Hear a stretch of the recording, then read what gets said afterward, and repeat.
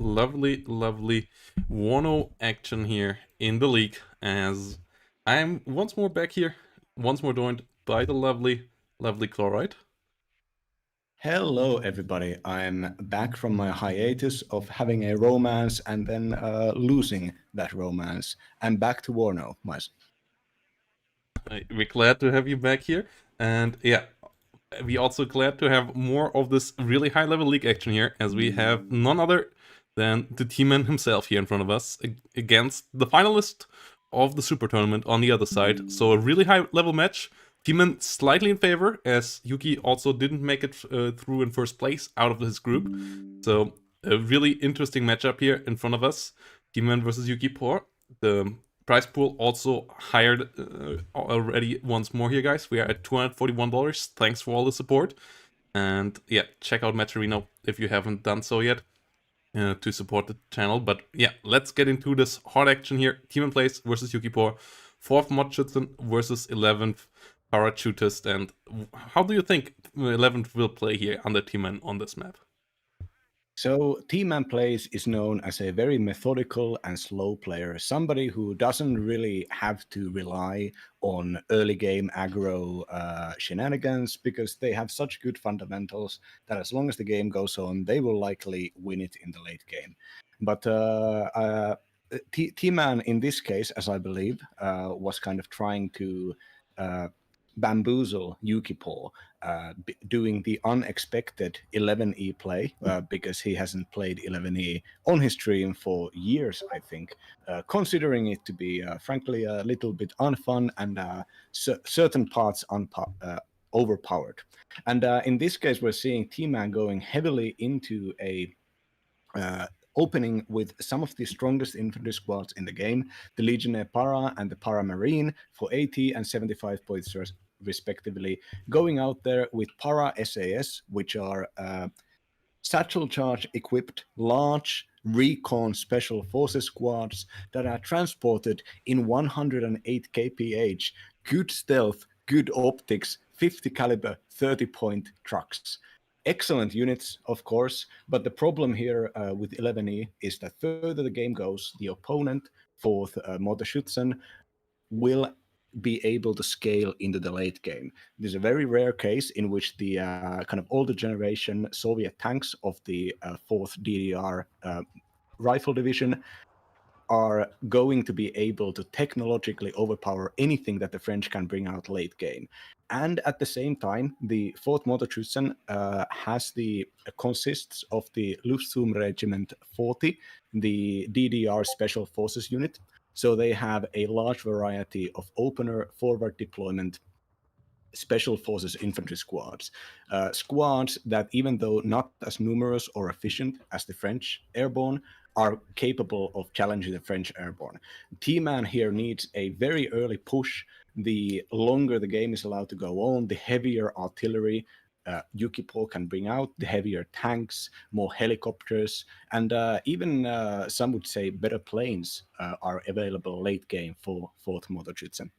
Yeah, they have the rocket artillery and so on, but yes, the French have excellent infantry. They have excellent light fire support, like the VBL Recon, like the ERC-90 Sagai, which has a decent enough gun to deal with all BMP-1s and SPWs. It also can deal damage to the T-55s, though it doesn't really want to get into a duel in that kind of situation. But the infantry is on the way here. Legionnaire Para, high level infantry, resolute trait, shock trait, the amazing Apilas anti-tank rocket launcher.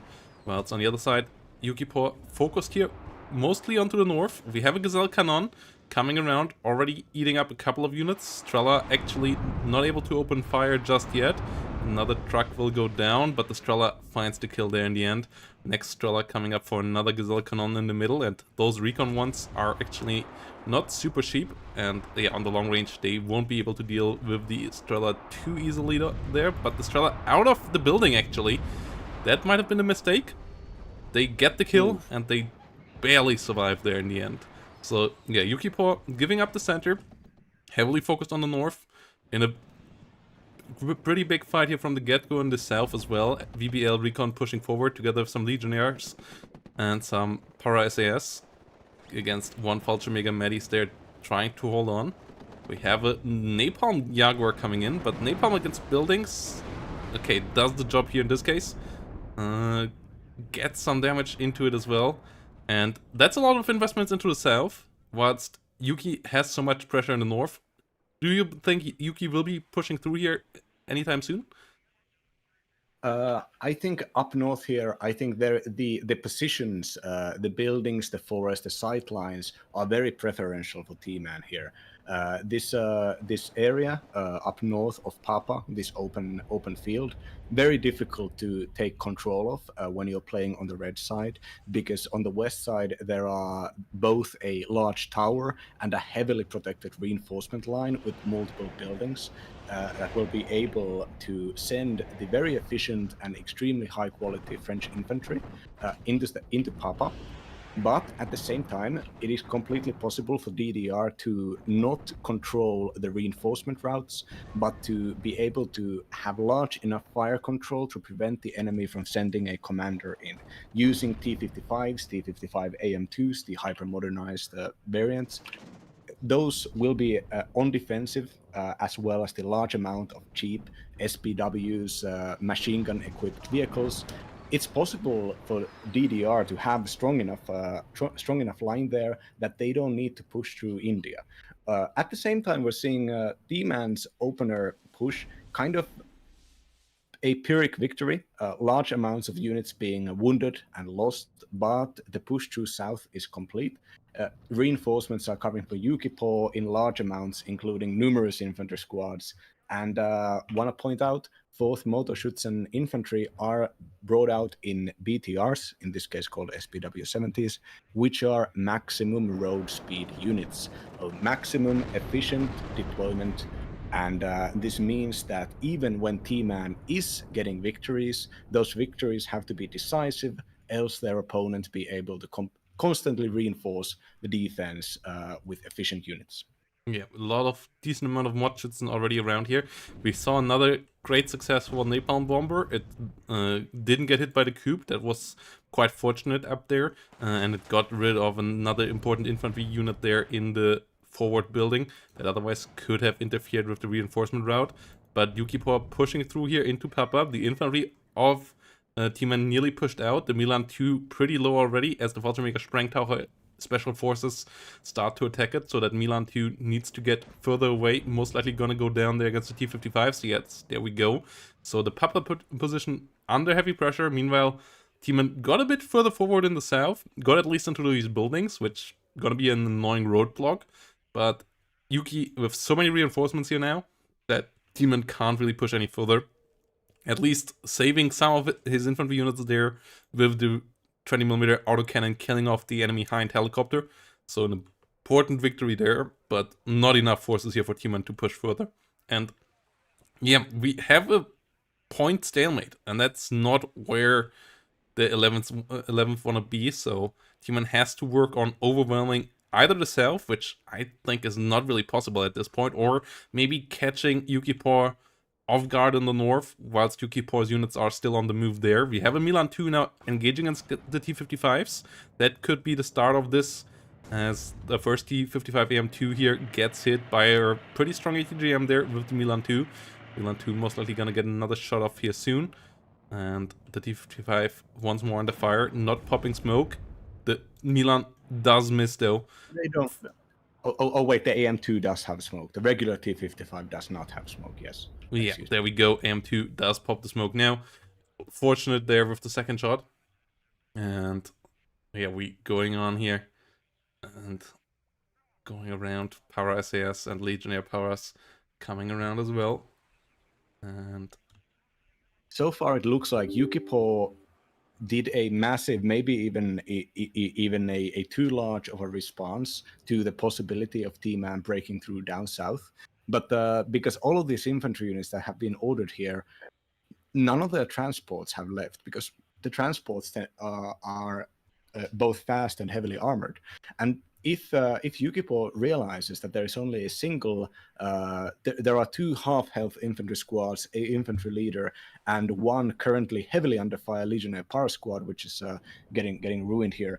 Yukipaw could be able to start just walking through here and starting to threaten both the middle and Oscar. Middle here is currently T-Man's most heavily fortified position.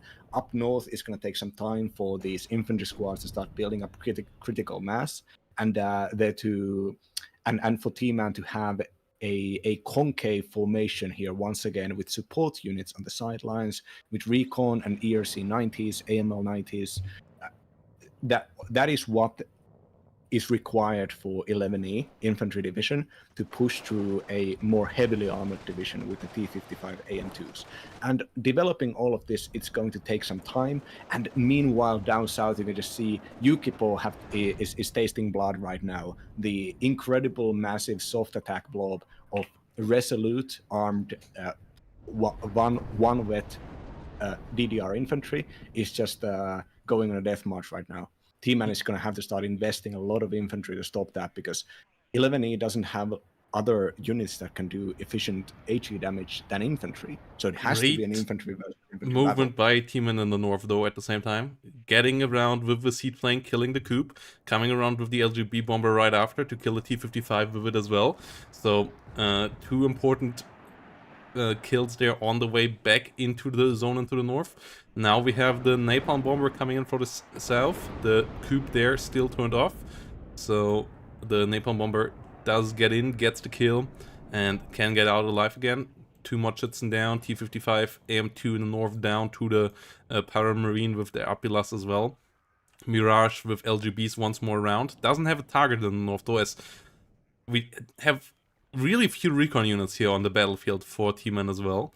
The 11th really running on only infantry here at the moment. So many casualties taken on recon units and taken on the vehicles supporting, and it's down to the air and the infantry. At least the airplanes all still alive as well, though in the long run it should be able for Yukipaw to shut down the airspace completely here with cubes on this relatively narrow map, which doesn't allow for much maneuvering in the airspace. So we will see how that goes. Another T-55A bites the dust to the LGB, but yeah, how much longer can this Air Force really do the damage? Another coup coming onto the battlefield. Napalm bomber not dropping its bombs there. Has to come around again. Puma Pirat trying to deal with the Strela there up north. Oh, it's actually opening against the SPW, not against the Strela. That's a mistake. It could deal with the Strela there quite easily. Moves closer now to that AA unit. Strela does get the hit now. And now the Puma is in trouble. It has 10 ECM, but it already got hit once here now. Finally tries to come around again. MiG-29 does finish the job though. And yeah, we have few units here in the south for T-Man. 2 really hit infantry units, 1 recon unit. That's basically about it against 4 infantry units, 2 tanks, and a lot of APCs here. A lot of armored vehicles on the side of Yukipaw. So that south looks really fragile. Yeah, down south, I think T-Man managed to have a significant amount of air units to scare off Yukipaw, and T-Man was given an excellent kind of a I got got a couple of minutes to fortify again this area, but after Yukipaw realized and could see these reinforcements and got some kills with the T-55s, I think Yukipaw realized that this was a ghost defense, and now is just right-clicking to go forwards. What is the thing in football when they get like a couple of minutes more? What is it called? Extra time. Extra time. Okay, well, damn. Or is extra time the one where they get 30 minutes extra? Actually, I'm not sure. I think extra time is actually what you play. I'm actually not sure. Yeah, in Finnish we have a specific term for it. I think extra time is the 30 minutes extra when it's a tie after 90 minutes. So I might actually be wrong. Yeah. And so yeah, we go with another napalm one. Jaguar. Oh, but the LGB gets destroyed. A massive loss from T-Man. A massive loss. The Cube and the Strelas got them. Yeah, MiG-29s here, Cubes all around to deal with that. MiG-29s all in the sky, and that's the issue on this map. Like, as an air-heavy division, you can only rely for it on the first couple of minutes. In the first couple of minutes, air is really strong on this map because you see a lot of targets. You can focus quite easily, but the enemy can focus quite easily as well. So this is really a big problem. Sagai sitting around in the north. Milan 2 trying to come around here as well. Paramarine slowly pushing forward. We see a couple more units coming in as reinforcement. We see the Paramilan 2 and Co still sitting in the middle, but it's T-Man on only 380 points here, and that's not a lot for a forward deploy division at this point in the game. And I don't see T-Man going on the offensive anytime soon again, if ever in this game. So trying to secure those over the full length of the game will be quite tough. Like, if T-Man can put up enough pressure to maybe get a +1, +2 tick going on in the north, that would be really, really helpful here for his long-time prospect, but that won't be easy, as we have 2 coups around by now at that point, and a decent enough amount of infantry as well. No IFVs yet, no tanks, but both of those not necessary against most of the units of 11. Yeah, at this point, even though technically T-Man should be the one on the defense because T-Man has more points, in practice, T-Man is on the offensive.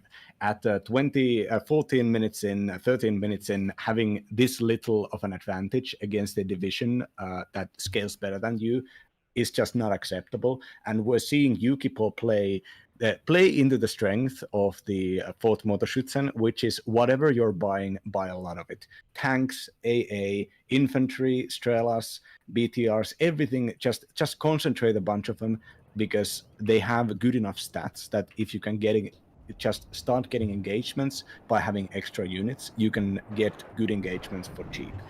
This here, I think, for beginners of WARNO to understand why it's good to play divisions like 4th Moto, because 4th Moto gets the Mi-24Ds currently coming into battle up north, gets the Cubes, gets the large amounts of spammable tanks, and gets the RM-70 rocket launchers, heavy weaponry that 11E just does not get. But, yeah, and we see another kill here on 2 planes, another seed plane, another napalm plane going down, and that's the one major support asset that your elite infantry gets, and if you lose that, you really have to rely on that elite infantry only, and they can do it sometimes, but it won't be easy here for Tmanplays at this point. And one thing that the Frenchies always want to do, the 11th para, is kind of snipe the enemy high-value targets with their TOW2, with their strong LGB bombers, and there are no high-value targets really around in 4th. That's an issue for them as well, because yes, they have the better tanks than 11th, but they also don't cost that much. So even if your LGB gets that T55 AM2B, it's replaceable, and that's not something that you want to fight against as 11th here. You want to hit those really high-value targets and then just push your infantry against the rest, and that's not going to happen here against the 4th. Yeah, but the balancing factor here is that both these divisions gets excellent 80-point forward deployment infantry, and I think we saw Yukipaw use this Fallschirmjägers, this forward deployment spec ops very efficiently in the early game, completely relinquishing the 2-point X-ray position for T-Man and concentrating heavily on trying to get the concave up north. Currently, we're kind of seeing the concave being formed by Yukipaw's forces towards immediate counterattack as soon as T-Man manages to get a leader in there. Big air battle going on. A big victory here for T-Man this time. Killing off 2 enemy fighters. Getting all their planes out so far. LGB trying to come in for a valuable target here for once. But there's still a coup, and there's still another MiG-23. And you don't want to risk your Mirage LGB here, especially after losing the first one already. You can't afford losing the second one here. We have a good amount of Sagais coming in, and T-Man might be able to get another tick up here. That would be big. That's what T-Man needs here for at least getting to a bit more of a cushion here into the late game, when potentially more of the Hinds arrive, when potentially the RM-70 artillery pieces start to melt your infantry. Whilst in the south right now, T-55s pushing forward, SPWs pushing forward as well. And yeah, let's see. Yeah. So there's a little detail, which is that Yukipaw actually keeps their coups weapons offline. And this last battle, the coup, which could have gotten some very close range kills, wasn't put online because obviously Yukipaw is afraid of T-Man trying to sideswipe them with seed planes that come out of nowhere. Yeah, Motschützen coming in here as well. T-55s once more going down here in the south. Demon holding with next to nothing, but holding out here for a couple of minutes. Like the last 10 minutes, Demon was always outnumbered 1-3 or so in the south, but always was able to snipe Yukipaw's valuable units whenever they pushed. So holding out for now, though it's still a really thin line. Yukipaw is here is the south push, building it up, letting this game go on at status quo while building up, and getting these limited engagements from Yukipaw's side is such a very dedicatedly late game tactic. There are lots of situations here where other players read me could have just or would have just right clicked through and tried to get some positions here, but Yukipaw understands that the further this game is going on, as long as it's handleable, as long as it trades well against T-Man, the late game positions by the game rules, by the design of the divisions, is going to favor Yukipaw. And we're closing up to the 20-minute limit, but as long as the points stay under 1,000 points, the lead of T-Man stays under 1,000 points. In 10 to 20 minutes, it's not going to be that difficult for Yukipaw to secure all the points. Yeah, and another important air kill here for Yukipaw this time around. So the air dominance that T-Man was fighting towards got thwarted here again. A Mirage 2000 being shut down by the triplet of MiG-23s here, flying out and getting the kill there on the more veteran but heavily outnumbered fighter jet of the French MiG-21 bombers, and even now coming around as the ground AA of the 11th is really limited. They at least have decent manpads, but yeah, we now see Mirage 200s coming in instead. They are actually, I believe, slightly outclassed by the MiG-23s, and they are still outnumbered, especially if you count the ground-based AA in as well. So the Mirage 200s here once more being pushed out. Bit of ground AA trying to help out, but it's only VLR 820s, and they won't do much against high-flying planes. So T-Man still in trouble in the air, has the +2 tick going on at least though, and yeah, has to, I feel like, just fight for holding out in the north now and not losing the center and the northern point anytime soon, as the south most likely gonna fall at some point here, but at least the attrition is decent. Another Hind going down here once more. Yeah, there was a situation down south when the Hind could have just flown in and gotten 2-3 kills and secured the southern side, the Oscar side, immediately. But Yukipaw wasn't microing it enough, allowing these AA guns to reach destination.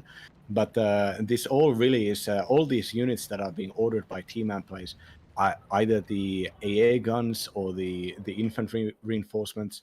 All of this kind of seems to be just desperately trying to respond to the fact that T-Man cannot really push, and Yukipaw is going to have critical mass sooner or later. If there is 9 more minutes until the 10-minute timer, and Yukipaw is getting good enough trades, and T-Man cannot stand this. Yeah, we see Pioneers and Motschützen coming in the north. MiG-23 with rockets trying to come in. We at least have some Mistrals here now in the north. The Sagai is still on the flank here, being annoying. And there's no real death ball of anything going on for Yukipaw yet. No big blob of T-55s, no strong force of rocket artillery or anything like that. Mirage 2000 actually finding a kill here without being shut down on the MiG-23. Once more good micro by T-Man, but the Mirage 2000 heavily damaged, down to 1 hit point, will be out for a while. Though at the same time, I feel like Yuki not using the Hind stat efficiently. Like, If that investment into Heinz would have been into artillery, I feel like the game would be better, or even tanks. The anti-helicopter part of 11th is actually quite strong with the VLRA and the Mistrals. Yeah, there was a moment for Yukipaw. Yukipaw should have pushed alongside with these recon UAZs and alongside some infantry to have preferable engagements down south, but instead they didn't have time to control them and just sent both of them to their deaths very inefficiently. But there was some push coming from Yukipaw, which was immediately responded to by Tman's guys, which have been pushed around to kind of start mimicking a concave formation. And repeatedly, T-Man is able to reinforce with this vetted up Paramarine and Legionnaire Para. These units have Apilas AT launchers, which are arguably maybe the best in the game. Just let's be honest, they're probably the best. And Yeah. they're also large squads with good both resolute traits and high veterancy. And when it comes to infantry versus infantry fights, the the excellent DDR infantry is put to is beaten, but Fourth Moto has a large amount of support vehicles and cheap expendable armored vehicles that can fire on very long range. The next Mirage LGB goes down though. No more laser guided bombs here for T-Man in this game. Motschützen SVD trying to push forward in the north. We saw a couple more MiG-21s going down to the Mistrals at the same time, but the LGB here was of pretty big importance for T-Man. We see another Hind here being brought in by Yukipaw. I really heavily question that decision, but we will see. Maybe this one can find some more value than its predecessors. Whilst we have Motschützen trying to push into the center zone as well. If Yukipaw can capture the center zone, that's a +2 for Yukipaw. It's a pretty heavy swing on this map, as it is a center +2 point. So Yuki only needs that to start ticking here, but there's a decent amount of defense here for T-Man in that zone. Yeah, but even then, it's like one Paramilan and one ERC 90 recon, and the rest of it is close range defense. Just with the single artillery piece suppressing the Milan 2, engaging the ERC 90 with some tanks, and then keep up some good range. Don't go inside 750-meter range, and the French won't be able to kill you. And this is the situation when Yukipaw probably could be using their points a little bit more efficiently. And actually, a 122 millimeter Gwozdika cannon is coming out from DDR. But I think Yukipaw's tactic here has been concentrating on winning the air fight, because the winning the air fight is so important for 11E that they know that T-Man is going to have to keep buying these planes anyways. And I think this is leading to a more inefficient usage of resources from Yukipaw's side, buying the helicopters instead and not controlling them. MiG-23s being used for strafing here. Pretty heavily stressed out on the way out now, and the Mirage 200 uses that to win the fight. But yeah, got some Milan 2s there killed on the ground. The Mistral being pushed back as well allows the Hind to come back, bullying some more infantry here with rockets. Running low on rockets now though, and there is still a 1 hit point remaining on that Mistral squad. One more shot possible here, so the Hind goes down here over this little lake, rushing into the water. So again, another Hind going down here, but we have T-55s now around, and as you said, we have this artillery piece now getting into the center as well, and that could be really impactful. Yeah, up north we see that the positioning has become what we in the WARNO lingo call a possible grind fight. Two players in kind of a 10v10 fashion, building up massive forces of infantry and tanks all around their sides without making contact, waiting for the end game to happen when they send all of the forces queue moving against each other. But meanwhile, down south, Yukipaw is trying to exploit the large amount of map control that they've had, and to do a sort of a pincer attack against the middle here. And as long as there's going to be enough reinforcements for Yukipaw, they are going to be able to threaten the reinforcement route of T-Man. And this means that the T-Man's troops on the middle side here can only try to trade up. They most likely cannot be rescued anymore. Yeah, and T-Man still killing off some attack aircraft on the other side, but at the same time, attack aircraft of T-Man got shut down there as well. Napalm trying to help out in the middle. MiG-21 now finding the kill onto the CV in the center, and we have Yukipaw now driving in here. 12 minutes 53 still remaining, and we are about to see a +2 now for Yukipaw soon. And Yuki also still having pressure up in the north, still being somewhat far in the south, though with all the units swinging to the center, potentially giving that up a bit again to T-Man, as Legionnaire Paras and Milan 2 trying to get forward into these important buildings, especially the high-rise silo that is giving you great line of sight for your ATGMs, could be of major importance there for the rest of the game. Yeah, this so in Warno, 1 minute of game time means 40 ticks. So if you have a +2, 1 minute equals 80 points. And with 12 minutes, you can start counting yourself if this is going to be enough. But as we're reaching the final 12 minutes of the game, we're seeing T-Man just keep on buying the Paramarine, keep on buying the close-range air defense with the Mistrals, and buying some self-propelled howitzers as well. Just sending the same units that 11E would send right at the opener to just keep on holding this position, no matter how tactically disadvantaged the troops there will be. The Gwozdika already starting to fire at these very tightly knit units here, and as we all know, the 4th Moto has the Soviet 122mm rocket firing RM-70, and they can bring out 2 of them, or at the maximum 4 of them, I think.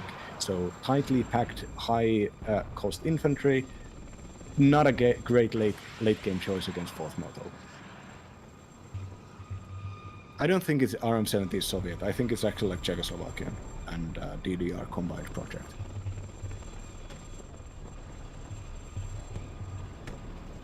And yeah, we have the Gazelle Hot 2 coming in here, killing off a tank push of Yukipaw towards the north. This is pretty important.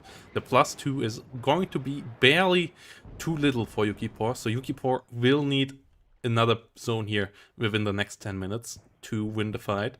And at the same time, obviously prevent any counterattack from T-Man. So the Gazelle Hot here coming in with their super cheap price, but highly potent ATGM that can kill all those T-55s quite easily. Really strong flank here in an area where Yukipaw didn't have any great anti-helicopter air defenses. The north is pretty infested by Strelas, has 3 coups as well, which you usually don't want to use against helicopters, but in a pinch absolutely can do that job as well, as they have 9 damage per hit, so they don't have the best anti-helicopter range for such a big rocket, but if they hit, they still demolish anything. But in the center, we don't have that, so the Gazelle Horde here actually having prime territory, getting a couple more kills here once more.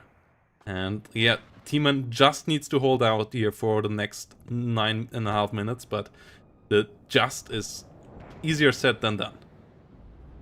The T-Man counterattack towards middle consists of large amounts, 4 squads of infantry, a Gazelle Hot with no missiles, and 2 close-range mortars that are currently smoking out the positions. The Paramarine are driving in there, trying to dodge the Patrapiras and the numerous DDR tanks that have gotten 2 out of the 3 infantry squads. The Commander Sapepara coming in, likely going to be sacrificed in this attack as well. This shows how inefficient it is to attack with airborne in the late game when your opponent has tanks that can fire at 2,275 meters at a pretty nice 55 to 60% max accuracy range. When these kinds of units are all around the board, the divisions that win with good elite infantry units immediately just lose the advantage. because they just can't deploy. They can't attack with them. Yeah, the leader still tries to get in there in the center, but there is still a leader for Yukipaw, so even if T-Man gets in there, he would only neutralize it for a short while, and the Sapper command going down. And T-Man invested quite a lot into that push, allowing Yuki to sneak a CV into the north, getting a +3 here, at least for a couple of seconds. Paramarine, though, with the counter push there already, so that SBW needs to be careful. Fallschirmjäger Einsatztruppe most likely gonna die. SBW most likely gonna die as well, as it tries to get away, but the Paramarine already hot on its heels. Okay, it's actually going to survive here. That is quite fortunate for Yukipaw there. Quick reaction with the SBW, getting it back to the rear. And meanwhile, T-Man smoking a lot there, a bit further forward now. But the Paramarines get hit by the East German Special Forces here. Fallschirmjäger Einsatzgruppe using American units, weapons here with their false flag tools. So that's why they look like they are US Army. War crime formation on its Don't do way. this at home, kids. Don't do this at home. The ICC awaits you. Meanwhile, the SPW-40, the command vehicle of Yukipaw, has been sent into a deep backline action to try to get into Oscar. Unfortunately, most likely will get taken out by the Paramilan, which is in the tower. But at the same time, Yukipaw is sending infantry to start pushing west, and likely with these numbers will be able to do so. And if T-Man doesn't reinforce down south, this means that the Yukipaw might actually get enough points to win this. And T-Man is heavily invested into the counterattack up north, and the counterattack might be the less efficient usage of reinforcements at this point. The attack at the middle has completely failed from T-Man's part, and Yukipaw is pushing these troops away. They might be able to actually, Yukipaw might actually go west and then north to do a counter pincer attack against T-Man's northern push with these tanks here, and all this kind of smell. This is a very bad tactical position for T-Man here, having the flank broken into and having these superior range tanks being able to fire freely. Even though it was 6 minutes left here, and Yukipaw really desperately Oh, needs some more Yukipaw really fortunate there with what the rocket helicopter finds. It goes down in the end, but it pushes back the Sapper Para before it can get into the zone. Keep in mind, Tmanplays doesn't need to win any fights here. He just needs to survive. Getting into that zone there, stopping the tick here for just a couple of seconds at the 5-minute mark here with Yuki needing to get extra ticks, needing to get more, would have been really big. At the same time, Yuki with a major play here in the rear. SPW went over the little lake and now drives towards the rear zone, and that's going to be enough. If India falls, that's a +6 here. That's easily enough points. Even if T-Man reacts quickly, the time there will give him enough points. We see the SPW dying in the north, but yeah, T-Man's unit there being caught out by the helicopter just for a second. That is massive, and Yuki on a way to victory here with that sneak action. SPW coming in hot into India now. This is a really clever and great play by Yuki. Yeah, it's kind of an old reliable on a many maps such as Loop and maybe even this one. Being able to both do these kinds of backline actions and being able to predict them and to position cheap security units to protect your flanks. These are all skills that each of us have to master, and for this mastering to happen, we all need to suffer this a couple of times. Losing a fight which was very close into a random backline unit that was sent through an amphibious assault. Yeah, Yuki. But T-Man does get it immediately back though. But it's too late already. The point take for Yuki now high enough for them to get the W, and also at the same time T-Man gets overwhelmed in the north. The BMP 1K will be able to get in there soon. And yeah, Yuki now closed the gap here, or well, it's actually close. It actually is maybe not enough here. Yuki actually might still need a couple points extra. At the same time, T-Man coming with a similar kind of move in the south. Sagai coming around here with a couple of Sagai's in front of it here. Leader pushing in, Mochitsen getting eliminated by them, but there are some units of Yukipaw rolling towards them as well. And if those Mochitsen find good buildings here, they should be able to thwart that, though currently they are still on the move. Let's see if Tman can get it in. Maybe even should swing towards the center instead of to the north. As in this, like towards X-Ray, the road is open and it is a +2 zone, so that would be even bigger. At the same time, Yuki getting the BMP 1K into the northern zone, that's a +3, +4 coming in, and that will be enough. That is 160 points per minute with 2 minutes 40 remaining. That will be enough for Yuki to get ahead in points here, so Tman needs to get a point elsewhere and keeps on moving with the Sagais in the south. The CV gets killed there.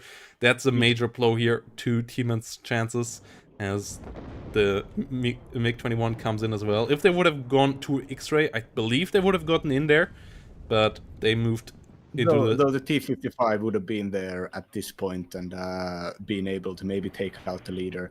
But of course the middle could have.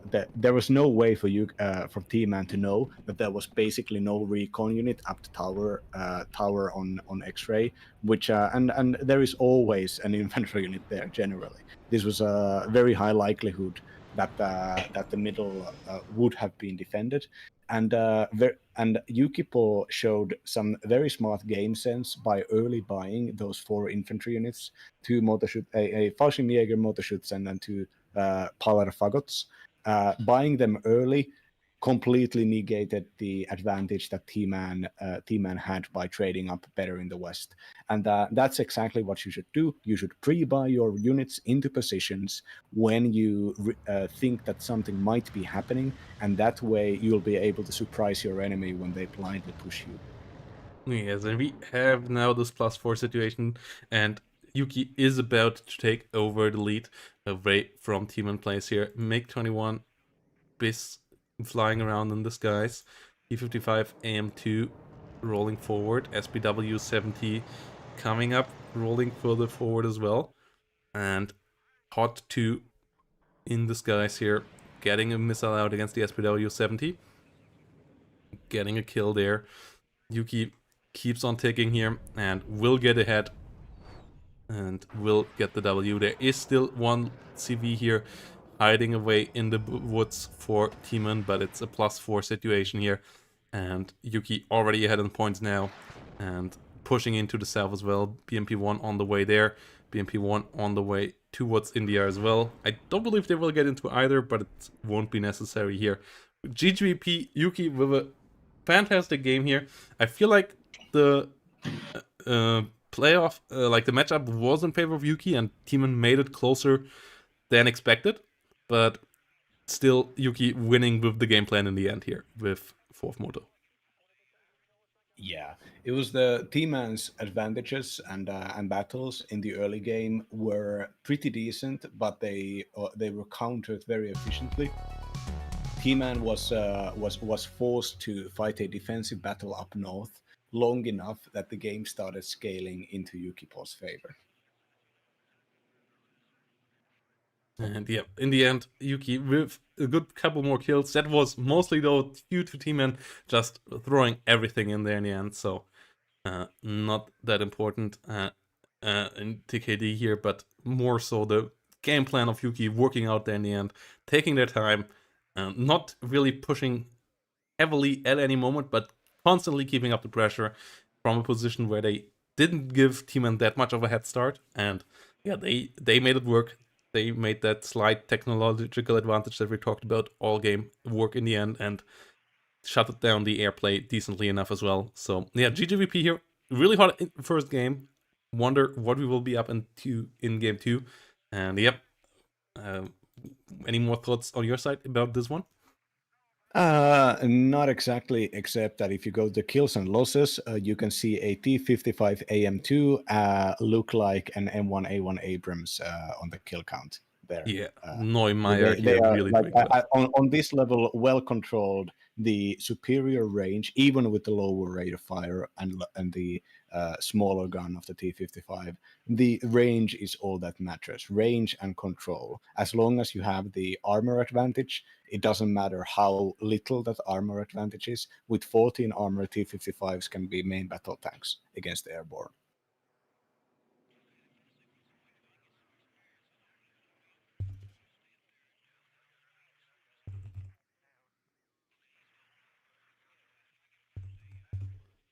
And yeah, a really interesting game one here. And to remind everybody, it's about a decent amount of prize pool here as well, as we are up to $241. So, and if they make it through this game, whoever either player who makes it through here will be in the prize money already, as third and fourth place, thanks to the $200 stretch goal, will be part of the prize pools already. So making it through here means that you will be at least in that fourth spot there. So let's see how that all goes in game number 2.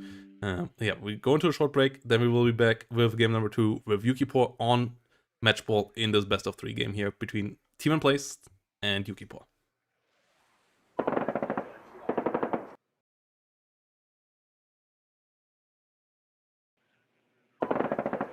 And here we return, everybody. Game number 2, Yukipaw versus Tmanplays. Yukipaw on match ball against the favorite, the reigning champion here in Tmanplays. But Yuki, obviously not a slouch either. Finalist of the last Super Tournament, really high ladder player, and here now with maybe the most meta division of the last patch, and still a really high meta division at the moment. 11th Kev coming around with potentially an air opener here, or most likely an air opener. We have a couple of dismounted troopers, engineered dragons, a couple of stingers here around, but we also have a Kiowa warrior with hellfires here, excellent optics helicopter as a decent spotter. We have a Bradley as well, so it's not super cheap stuff here on the ground. It's not an insane air opener, but there is still room here for a plane or two. And yeah, what do we have here on the side of Tmanplays coming against it? So you guys know when you're playing ranked and you just want to play your favorite division, and then when you go to ranked, you see somebody playing the absolute perfect counter, hard counter. Every unit in their division is designed to take care of your units in your division. I think that is what it feels like to play 7th Panzer against 11th Horse. 7th Panzer is the older generation T-72 massed mid 20th century armor doctrine division, and 11th Horse is the American small groups of soldiers with everybody armed with weaponry that is specifically designed to defeat the T-72. And at the same time, the tendency for 11th Horse to start out with the overpowered air opener means that anybody who is playing against them has to be prepared for this air opener. T-Man is getting out 2 Coups and 2 Strela 1s already, not showing, we don't know about the air supremacy fighters. And if T-Man wants to win the tank fights need to happen close, and they need to happen with T-Man having numerical superiority. There are going to be Milan 1s, there are going to be TOW 2As, there are going to be Hellfire missiles, and there are going to be a lot of M1A1 Abrams. All of these can squarely defeat the T-72s. So this is absolutely going to be an uphill battle for the number 1 wholesome streamer against the maybe not number 1, maybe number 2 Russian guy who plays from a very long from a very long distance away. I think number 1 Russian guy who does that is Pro Komi, considering Pro Komi won the Super Tournament. But Yukipaw is considering their Russian guy living in Southeast Asia. I think probably ranks for number 2. We have SPWs here coming in, and yeah, we have the classic T-Man T-72 opener, a thing that we have seen over the last couple of years quite a couple of times, and it worked most of the times. Let's see if it can work against the 11th ACAV here in the hands of Yukipaw, though. The Kiowa Warrior already sharking around here in the middle. No airplanes actually coming around. And we might actually have a ground opener for now, or at least only some ASFs waiting to be brought around to maybe protect the Kiowa Warrior. With more coming in later. Hellfires ready to fire here on any recon units pushing forward. Hellfire, one of the best ATGM missiles in the game. Fantastic range of 2800, fantastic accuracy with 70%, and great penetration with 24 as well. So, absolutely And scary it is, ATGM. and it is on a helicopter with exceptional optics, the best optics in the game. So yeah, killing off recon units is coming naturally to this thing. And there we go. First explosion here on an SPW in the north. Or no, in the south of the map actually. And we have T-72s coming around once more here. Tman just going heavy on that T-72 ball. And it can work. Like, that's where T-72s start to become really scary. They are a heavily armored tank that can be plopped, which is quite unique to them. They pay for it with some rate of fire. They pay for it with some range, as they don't have the full-on max range. They don't have the full-on max rate of fire of 10 rounds per minute either. But they have great frontal armor. They have good penetration. Though, yeah, against Bradleys with their TOW2s, even that good 15, 17 frontal armor won't save you in the long run. Yeah, and they also only have 59 kph, which is only 5 kph more than Challenger 2s, and we all know that Challenger 2 is too slow. A Su-22 M4K AT plane, one of the best AT planes in the game coming, likely partly because it has exceptional agility, so whenever it fires its missiles, it's quite reliably goes back home, also with 30 ECM, and killing a Bradley CFV and going for a long time to start repairing. But there's something about the 11th horse. Stereotypically, it has a small infantry tab, but as Stardek, friend of the stream, Stardek has pointed out to me repeatedly, the weak infantry tab of 11th horse is actually kind of a trap, because the infantry that they fill in that supposedly smaller infantry tab is very efficient. The engineer dragons, the dismounted troopers, the mech rifles, and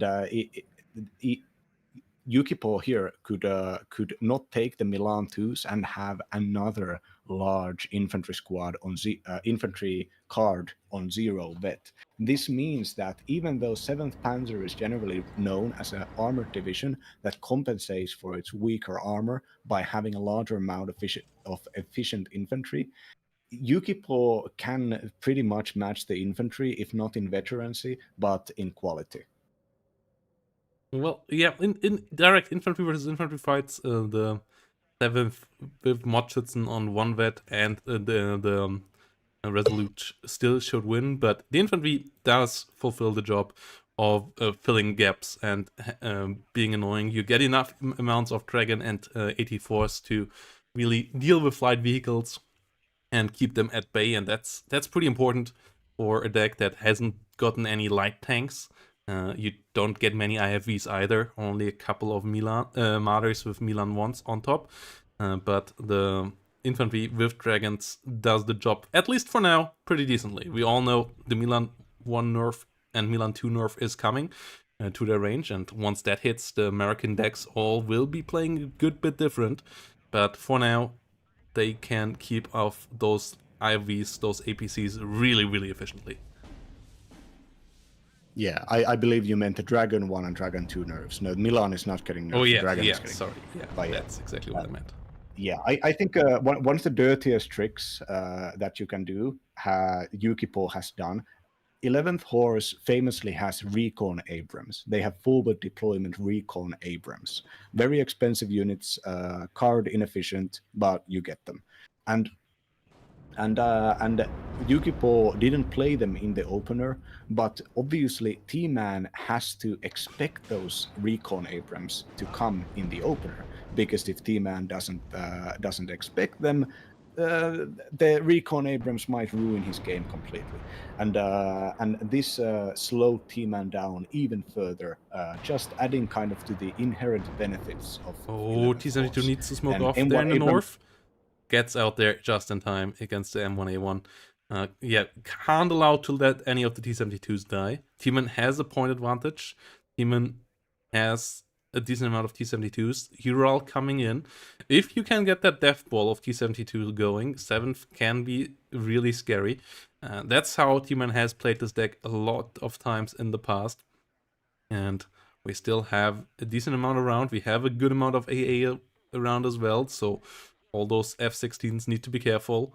They have decent survivability thanks to their 30% ECM, but Cubes are and Strellas are pretty decent AA as well. We have the first artillery PC on the battlefield for T-Man as well, as they can afford that. In the meantime, though, Yuki has 2 M1A1s around already, both of them centered in the middle, and Yuki has this super important middle ground town, and T-Man will have to deal with that in some shape or form. Artillery might be a way to go for it, or you just have to really flank it big time around the north, but even there is a Milan 2 already for Yuki. yeah, if you look at the citadel in the middle and you look at the building in which the scouts, the 4-man scout team of Yukipaw is, you look at that vision, they can see very deeply behind T-Man's lines, and this vision means that tanks that are positioned on the sideline of T-Man's forest can be possibly spotted from the citadel, opening them up to be sniped out by ATGMs, artillery, or airplanes, or Apaches even. No, wait, they don't actually get Apaches. They only get the Cobras and the Kiowa Warriors on 11th. Yeah, scouts under fire by the artillery though. Most likely gonna be taken out here in a second with the last round. Oh, it barely misses. So Scout surviving with 1 hit point. Unfortunate times for T-Man. T-Man bringing the next of these 152mm heavy howitzers around already. And yeah, they are super key here on this map to start dealing with these infantry in the building one by one. As we have more T-72s setting up in the south. Aufklärer there, spotting a decent amount of enemy units there already. So the T-72s, when they come around, can start opening up on the dismounted troopers, on the engineered dragons, stun them down quickly. But Jaguar 2 already rotating south as well. And we by now have 3 M1A1s here against 3 T-72s in the north. So T-Man won't be able to move anywhere there anytime soon. Strellas pushing back the enemy cluster here together with the Cube. One of them being hit. Second one does get through, but no kills achieved there. So that's okay for T-Man. And at the same time, artillery pieces trying to open up against the LRS. It's a stalemate fight here. It's gonna be interesting to see how the things turn out in the south. Dismounted troopers get nearly killed off. Milan 2, the next unit under fire here. Smoke on the T-72. Aufklärer here, really important, as the dismounted troopers here most likely gonna get picked off in a second. And the T-72 fire position here is a pretty strong one. Yeah, I believe that cluster F-16 strike was only possible because of the scout spotting these T-72s on the long range. We're seeing a Cobra spot a Aufklärer unit and removing the one of the 2 recon units, the better recon unit, more crucial recon unit for Tmanplays here. And at this point, Tman's defenses have pulled pretty far west, and it's going to be easy for Yukipaw to take preferential engagements when T-Man's forces are scattered like this. Yukipaw has these M1 Abrams, two of them tanks on the backlines here with the BGS Strifer, the small girl squad pushing up front to do spotting. And as long as these Abrams are going to be able to engage the T-72s on maximum possible range, they are going to have a significant advantage. Yeah, Conquerors though, with a nice flank there. Is that a side shot? Yes it is. A big hit on the M1A1. If a T-72 could exploit that right now, they tried to do so right at the moment. Coop will go down, but a T-72 or an AT plane hitting there. Oh, it gets the CV tank! Su-22 with an absolutely crucial kill. The seat plane goes down, but the other T-72s now can kill off the other M1A1. Big kill in the north, and at the same time, great kills in the south as well. M1A1 and Jaguar saving the situation there last second, together with the Cobra, but Milan 2 and a couple of infantry units wiped out there for Yukipaw as well. So T-Man with some really important kills, and that's the moment where American divisions can start to fall apart when they start to lose some of their expensive assets and their combine arms takes a hit, whilst East German divisions can reinforce their combine arms quite quickly, like the Coup vehicle dying there, the Conqueror's vehicle dying there, not the most impactful loss for an East German division. Yeah, the tactical effect of getting a kill on an Abrams has the potential to start immediately snowballing when you're playing against an American division, because American units are simply so expensive. Losing Coups 110 points, even though regrettable, but you do get multiple cards of Coups, and Coups are also they are easy to control because they're self-propelled, and they're just more practical and kind of nicer to use than iHawks, which require more micro. And if you're playing if you're playing on very low levels, and American players will send you waves and waves of tanks or infantry or helicopters or whatever, you can just counter them. You can just buy your cheap Coups against the expensive Eagles, buy your cheap Conquerors against the expensive Abrams, etc., etc., and you can win the game because on the long term your stuff is more efficient. Of course, when you get to the higher levels, people will learn to control their units in a fashion respectful of their price. So Cobra getting a kill onto some recons in the north, but quick reaction here from T-Man with an Su-22 seat and a AT-1 there getting the kill. Cluster plane nearly killed off there, but a Coup goes down at the same time. Replacement immediately coming in there as T-Man realizes they can't let go of the AA network. At the same time, artillery piece is still engaging as well. T-Man not really trying to press the advantage here that they achieved in the north by getting the kill onto the two big expensive tanks. Their T-72s were a bit damaged, so they still needed to get repaired, and now that they are repaired, the enemy is kind of ready for them already once more. We don't have that many Milans, but we still have a decent amount of Dragons, a decent amount of 84s with the dismounted troopers, and the next M1A1 already arriving here, so T-Man with some victories, but no real exploitation of it just yet. Yeah, I think the fact that 11th horse is basically the natural predator of the T-72 means that T-Man has been building up after getting those pretty crucial kills, and this build-up coincidentally lasted exactly as long as it took for the reinforcement Abrams to get in here. And now that the reinforcement Abrams is going to be here with the both the infantry and the recon doing the spotting for them, I think T-Man's offensive. The moment was gone. The T-72s need to get so close to be able to reach this Abrams, and the Abrams can just keep on going backwards because it's faster than the T-72. Well, but it's outnumbered 3-1 already, potentially 4-1 soon. We have another Su-22 sharking around in the skies, but we have a triple planes F-16 setup here with a seat, a cluster, and an AA coming around as well at the same time on the other side. And that is a pretty scary combination as well. Seat plane going really deep here. Su-22 gets out alive. The Coup getting involved once more here as well. Another one being bought just as the seat turns around. Might be able to get a shot off as well. Oh, the F-16 cluster gets the kill there, but the Coup gets the kill onto the F-16, so still a absolutely fine trade for T-Man there. Just a bit annoying losing the Coup there, but trade against an F-16 is something that you always want to take, especially if you damage even more F-16s on the way out. Engineered Dragons dying in the south. The T-72 clump there still fully alive. All 4 still going strong. We have 2 more coming in, so it's 6 T-72s here in the southern part of the map. And that can overwhelm any M1A1, even in a direct straight push. They just can whittle them down with 2-3 salvos and kill them off quite quickly before the M1A1 can do much, because they will stress them out and stun them down as well. So this is starting to become a dangerous moment for Yukipaw, where T-Man's snowball potential is quite big, and Yuki needs to stay on a decent defensive footing to start picking off units left and right.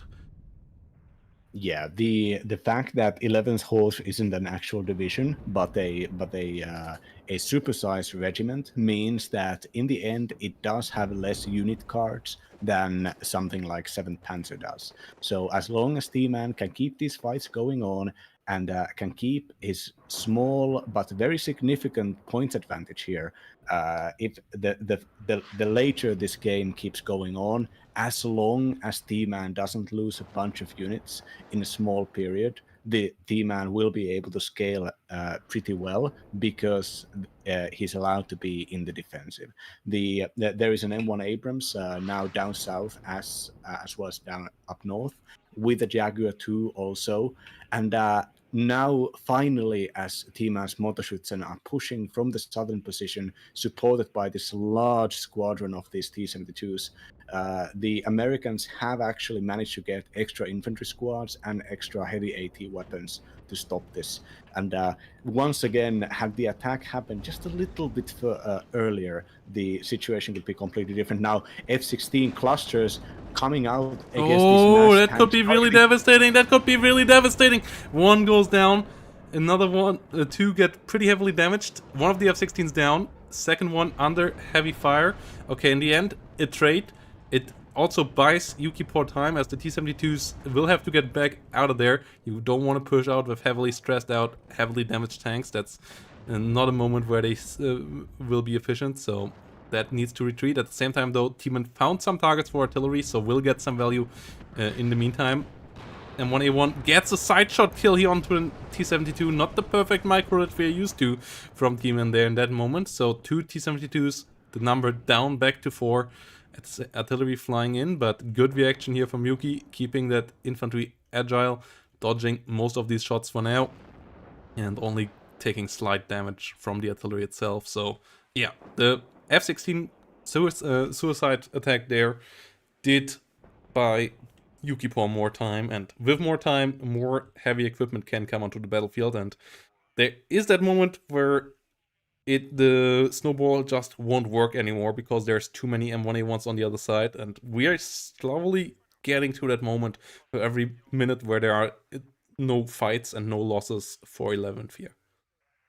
Yeah, the one thing here that we should all that hasn't shown itself, but needs to be taken account of, is the fact that there are still a bunch of air assets for 11th Horse, such as the A-10s, that can actually come out. Historically, at this point of history, the A-10 was technologically kind of obsolete, and it was mainly designed to be used to fight against enemy armored breakthroughs. If the enemy tanks managed to get through deep enough, the A-10s would swarm on them. And I'm kind of predicting that even if T-Man keeps on leaning on the T-72 button, keeps on printing more and more of these tanks to send them in larger and larger mid 20th century charges, there's going to be some A-10s with just a cornucopia of targets. The Coups here just not wanting to hit. Unfortunate times there. F-16 gets damaged by an Eagler, but 4 Coup missiles there, just not being able to get the kill there. New resupply needed in the south, so the tanks not back into action just yet. F-16s once more coming around. Another F-16 cluster flying in here. At the meantime, Su-22 AT coming in for the M1A1. The IHawks not turned back on, and the M1A1 gets heavily damaged, but IHawks getting them on the way out. Good kill there by Yukipaw, great micro, and the M1A1 goes down in the end, but still a decent trade this time around. If it would have been a CV M1A1 again, then I think it would have been worthwhile. Against the normal M1A1, it's a fine trade for Yuki. They can replace those quite easily.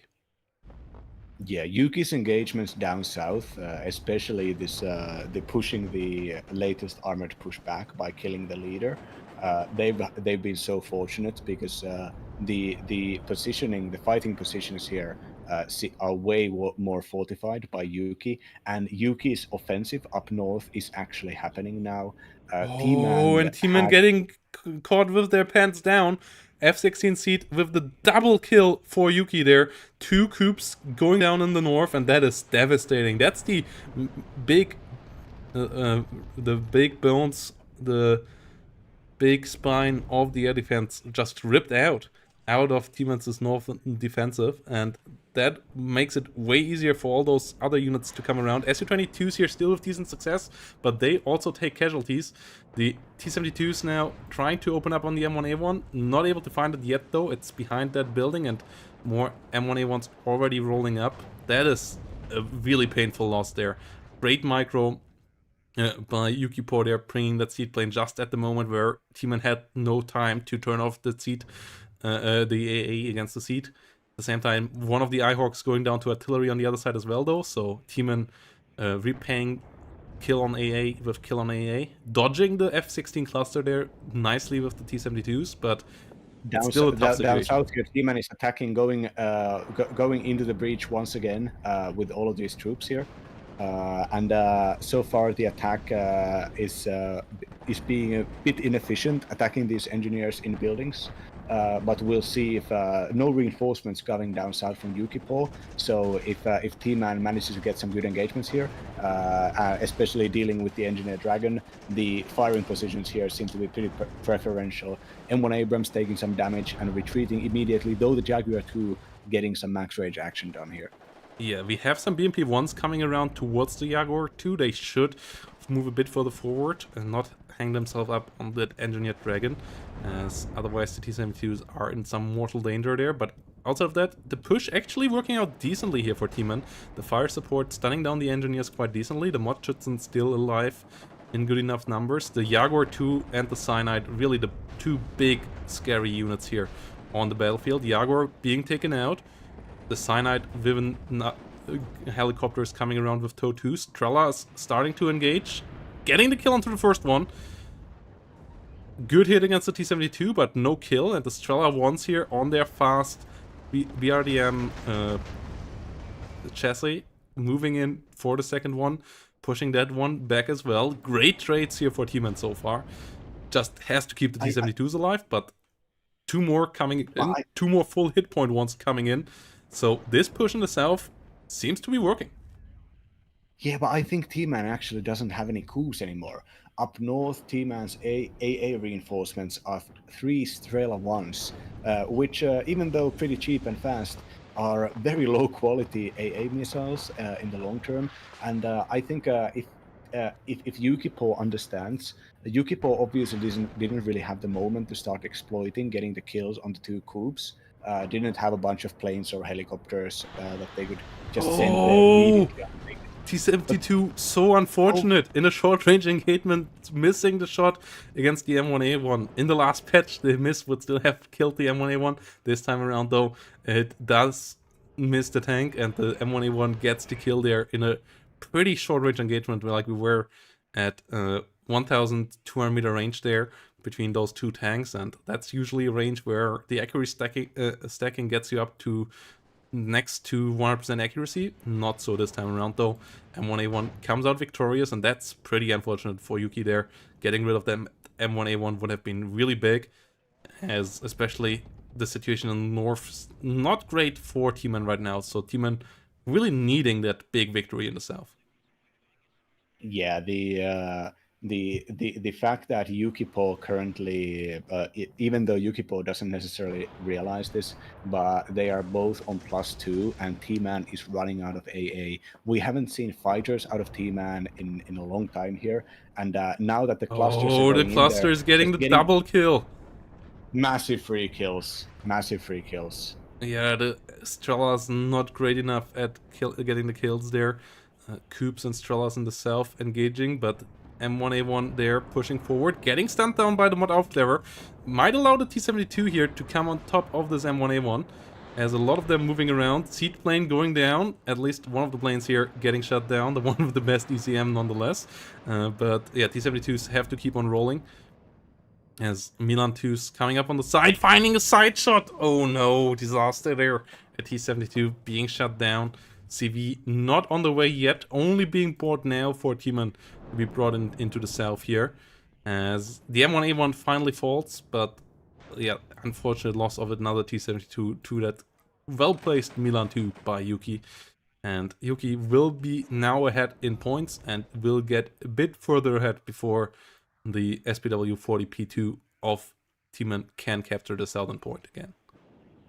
The dreaded recon Abrams is coming finally to down south, but the only thing that can engage it at long range are these two T-72s, which are not together currently. So likely going to take some time until T-Man is. I mean, T-Man obviously already controls the zone and just has to take it over. But at that point, we're 13 minutes left, and there is going to be a slight kind of 150, 200 point advantage for Yukipaw. And if Yukipaw is going to be able to defend on max range with tanks, we will see why the mid 20th century armor doctrine of having a bunch of tanks and driving them all together isn't done anymore.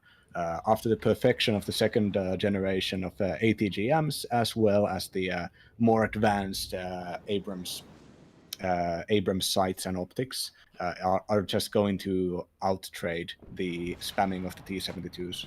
I'm not quite sure what happened there. I think the Strellas were double-clicked in the north for some movement, and Tman by accident called the two in the south in with that as well. But that's more really important AA going down here with two of them dying in the south. T-72s with BMP-1s trying to push forward, but getting pushed back here once more in the north.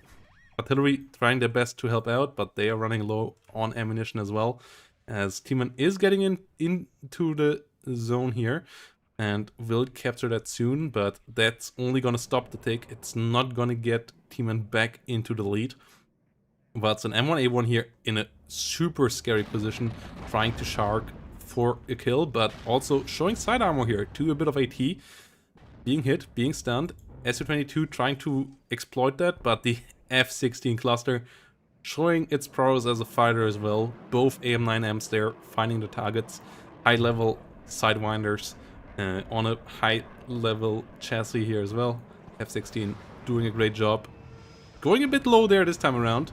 Getting sniped. Finally a kill here for the Strellas, but one more flying around in the skies, so it's not yet over for Tman when it comes to the sky units on Yukipaw's side. Yeah, that's something I actually hadn't noticed, that the F-16s have the best AIM-9 missile, the 65% accuracy ones.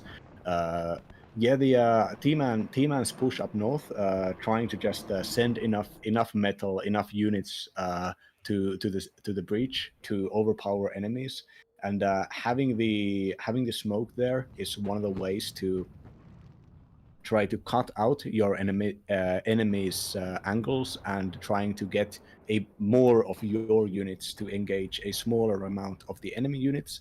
But not Yukipaw has such an amazing defense in depth here, and such a large amount of units in different corners, and also kind of recon supremacy, so that any kind of engagement with T-Man is just always gonna the small rate of fire. The rate of fire of 8 is just something that hampers the T-72 more than a lot of stuff. And we see some artillery hits here out of the 152 millimeters. We see some T-72s actually getting some decent shots here against the Jaguar, against a good amount of light vehicles and infantry. But the M1A1 pushed pretty far forward. We still have a lot of engineers here with dragons coming around. The dismounted troopers with the 84 pushing quite far forward, and the T-72 leader really needs to be careful there, trying to get into the zone, but just driving directly into the dismounted troopers and the M1A1. And oh no, T-Man's command tank fired the T-72 command tank into the side before it got into the forest. Got into the smoke. Oh, it's such a close range engagement. This is horrible. oh, the SU-22 coming in clutch there. The dismounted troopers going down actually before they get the kill. T-Man actually on a +1 with the +2 now. Getting the kill there. Yukipaw not using the dismounted troopers correctly there on the kill on the T-72. That the T-72 survived that is kind of a miracle. F-16 once more coming around with a great cluster run though. Once more not getting damaged on the way out. And at the same time, M1A1 together with the M1A1 leader or CV actually allowed Yukipaw's infantry to rush back into the south as the T-72s were not able to stop them and there were no ATGMs yet in place to shoot at them from long distances. So Yukipaw back in the way in here. T-Man on the +2 right now, though it is a scary position here for the T-72 leader. Smoke constantly dropping, but an Iltis leader already coming in there as well. Artillery hitting an M1A1 hard. Engine destroyed on it, so it should go down here relatively soon. If the artillery can get 1 or 2 more hits on it. It's down to 1 hit point. Supply helicopter out of ammo here, so that crit won't be repaired yet. Unimog and another supply helicopter close by. Bradley and Tokobra going down in the center. As Su-22 ATs, both sides really hitting hard with those AT planes coming in there for the kill. But can the reinforcements of T-Man in the south rescue and salvage the situation here in the south? I think T-Man's reinforces down south. I think we're seeing that the fact that 7th is running out of infantry, with T-Man sending the infantry with these slower BMP-1s. They are going to get in there, but they're going to have to engage a bunch of very good infantry units that are in cover, the mech rifles Dragons. Oh, and the T-72 is so stressed out here for T-Man. They tried their best, but they are super heavily stressed out, so they don't really hit the M1A1s too hard. Oh, Bradley's actually using their terrible ATGM there with a side shot, getting the M1A1 2 half hit points. T-72 versus M1A1 here coming up once more, most likely in a second. Oh, M1A1 leader, ACAV down to 1 hit point, but now the second M1A1 comes around from the other side, getting the kill. Both of them surviving once more. Lucky times there for Yukipaw in that regard. And now it's down to only infantry for T-Man to push in. We have a Abrams that is physically trying to find the leader up in the smoke, not managing to do so. And but behind this leader and behind the smoke, T-Man really doesn't have any units left. There is a single motor outflyer and the leader, and otherwise just no fighting units left. Yeah, and the M1A1 finally finds it, and T-Man still behind on points. We have Yukipaw coming in with another Iltis leader here, and we only have 7 minutes remaining. So T-Man, yeah, running out of M1A1s. As if you go for the M1A1Ms, the updated ones, you actually don't get that high of a number in 7th Panzer. You run out of them eventually, and it seems like that's the point that we reached now. M1A1s here on the other side still alive. We see an Su-22 coming in for the helicopter, finding the kill there, but T-Man still needs more points, and T-Man doesn't have the points yet, and that is T-Man surrendering here actually. 2-0 victory for the underdog. Well, not really, because as I said, Yukipaw finalist of the last super tournament, but T-Man, the favorite of the tournament, the favorite of the people, out of it right here, right now, and that really throws the whole bracket into even more disarray than it already was in before. It's the upset season. I should point out, T-Man did not play in the Super Tournament. He was doing something with his fiancée. So this, I believe, was the first time when T-Man faced Yukipaw after the Super Tournament was played. And I think we can say Yukipaw's got hands. Even the fan favorite, old reliable T-Man, when it comes to playing this kind of a wonky matchups, not having necessarily the best divisions, Yukipaw just outtraded, and frankly, in this final game, in the second game, absolutely got the better division. This was at this point I'm gonna admit, yes, I watched these games on T-Man streams and they were amazing. Also, in both cases, I did points betting and I bet a lot on Yukipaw and I won an insane amount of points. But regardless, we were very surprised with the options that T-Man was given for this for division in this final game, and the fact that T-Man went to 7th. I think only reason there was that Teeman was expecting and preparing for the air rush. The opener with the A10s, with the 2 Strela and 2 Cube opener, as well as the ability to buy further planes to counter them, as well as the conservative defense. All of these from T-Man's side were out there to completely counter a division, a tactic that was never played, and this gave Yukipaw possibly the crucial advantage because even though T-Man did have a massive tech disadvantage. In the end, the trades weren't as bad as it could have been.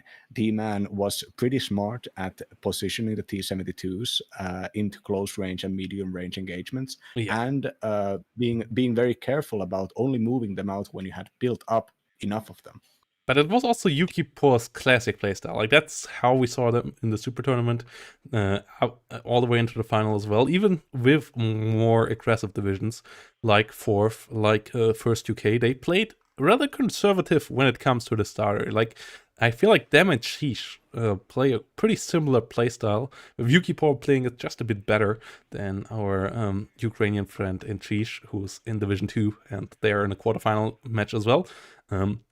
And that they play divisions that a lot of people expect to be aggressive, but that are more of the mixed type, and then play them just a slight bit more conservative than you usually would see them, with the 11th ACAF here, for example, with the 4th Modschützen in the way. But they play them so cleanly that even one of the cleanest players in the game, like Tmanplays, is getting beaten in the trades. Like, yes, the trades aren't super one-sided here, but in both games, Yukipaw did win by the trades in the end and did just get through there.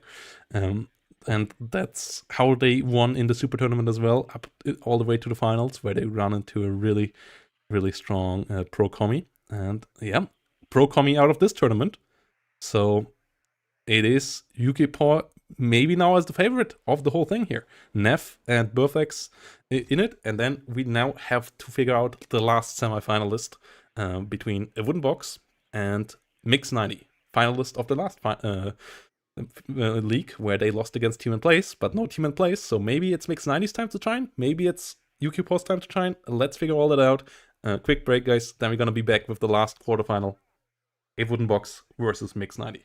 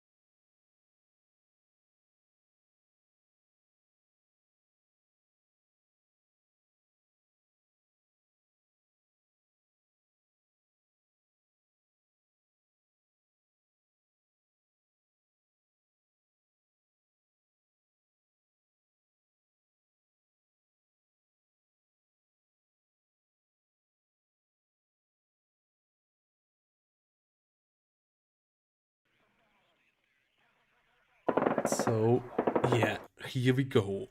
We have one more slot in the quarterfinals waiting to be filled. In the semifinals, one last quarterfinal to be played. A wooden box versus Mix 90. Two veterans of the game, two players who went deep into previous tournaments already. Mix 90, even a finalist of last season. Let's see if they can do it this time again. They will have to beat a wooden box here. Not an easy opponent. Our British player over there for the last slot. Neff versus Yukipaw already set in the semifinals up top. Birthlex from down under here on the bottom of the bracket, getting through to the semifinal. Really hot action there. And if you want to support these players and you want to give them a bit more reason to fight really well and awesome games for us, check out the Matcherino page. Thanks to all the supporters getting us up to $241 already. Yeah, you can find all the information on Matcherino regarding the prize pool. And yeah, thanks for all the contributions. Latest one here coming in from John Felton. And yep, much appreciated all the support there, guys. As we go into a pretty interesting Black Forest matchup here. We have Mix 90 on the right side, bringing in the 35th Air Assault Brigade, a classic aggressive division, whilst the Wooden Box brings in the OG division, 3rd US Armored. And what do we have here with Wooden Box's opener? So we have, first of all, the renamed M150A1, which I believe is a designation of a military vehicle the Eugen has made up. At least some people have accused him of doing so. There is actually a game called Regiments, which jokes about Eugen inventing the M150 designation. But outside of that, I want to take some attention to one of a Wooden Box's classic unit compositions, which is the CEV, the Combat Engineer vehicle. Earlier on, he had 3 of them here, but now downgraded into 2. The CEVs have a rate of fire of 3 per minute and massive HE damage. So if you have 2 or 3 of them, having them all fire at a fortified infantry unit and then run, the micro to HE damage potential is massive. Though problematic is that they are maybe, I believe, the slowest tank in the game with only 36 kph off-road speed. So very risky to take these CEVs, especially when their range is only 1,700 meters. And but outside of this, we're seeing Wooden Box concentrate on expensive, solid units with Bradley IFVs, with Fireteam Laws, with some PVATs now nerfed, and some very good recon units with both the snipers and the efficient and ATGM and 50 caliber armed 40-point M150A1s.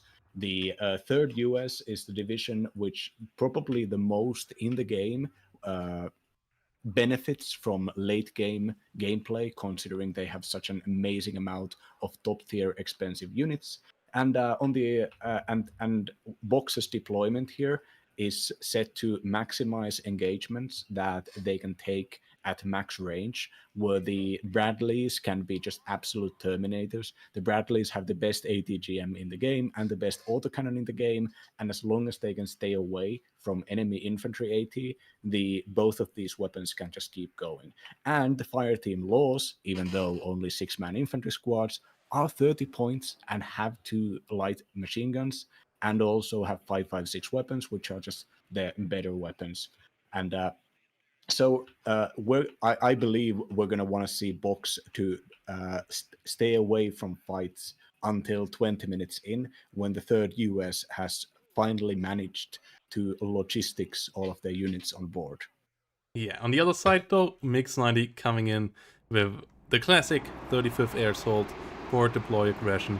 A lot of units, a lot of infantry units, with a couple of the amazing, small, but capable airborne IFV of the Soviet specialty with the BMP-2 here.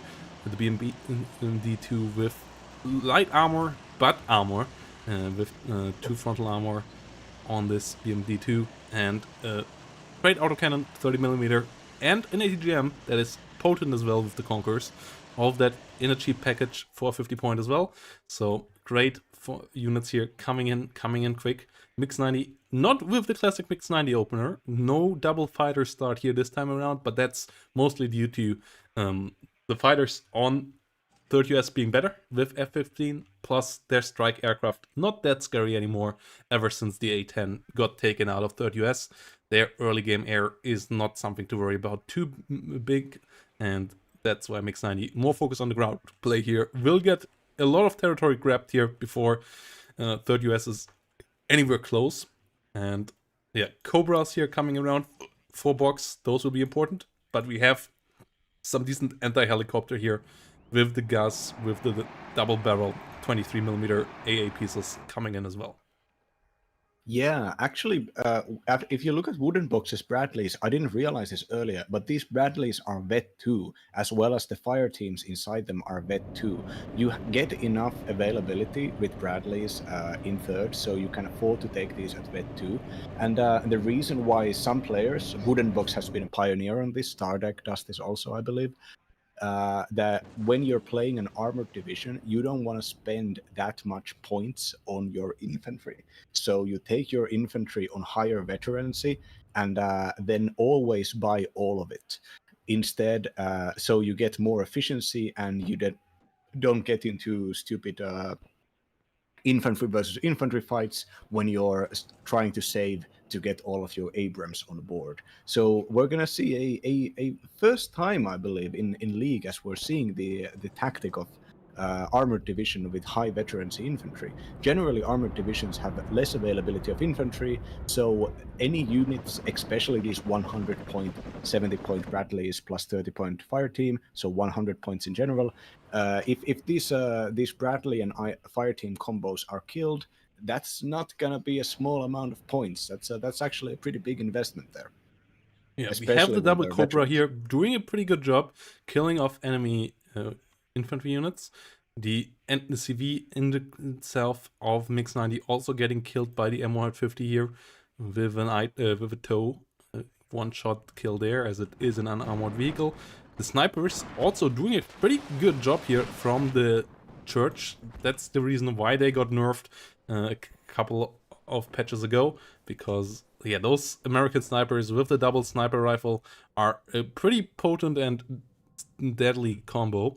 They have to disengage now, which will make them a good bit less deadly, and the Spetsnaz have arrived in the town, so the wooden box needs to be careful there. But +1 for now up, and we have a lot of fire support units here now around. We have the M113A3 with the 50 cal on top, we have the Cobras, we have the Bradleys, we have the engineer vehicles here, the combat engineer vehicle coming around as well. So the +1 of Mix 90 is going on, the infantry is pushing forward, but I feel like there is enough here for a wooden box to push that back relatively soon.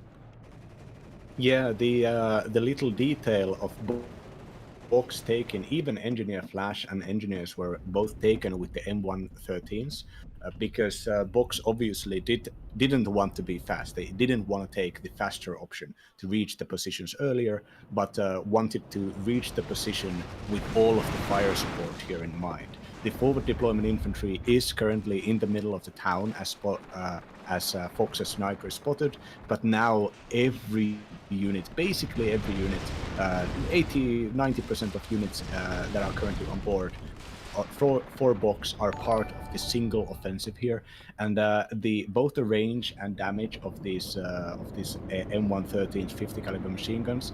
The M113 is only 20 points, so incredibly valuable. As long as these guns can keep on firing, the Desantniki are going to trade badly, especially now that the Desantniki are not in buildings and the fire teams are. Yes, we see more engagements going on here. The M728 Cav slowly pushing forward.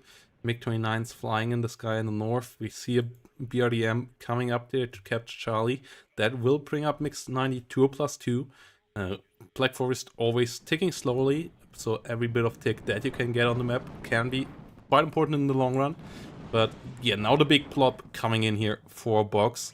No real recon vehicles with this, so The Desaniki is currently firing without being retaliated upon, as none of these vehicles see them actually.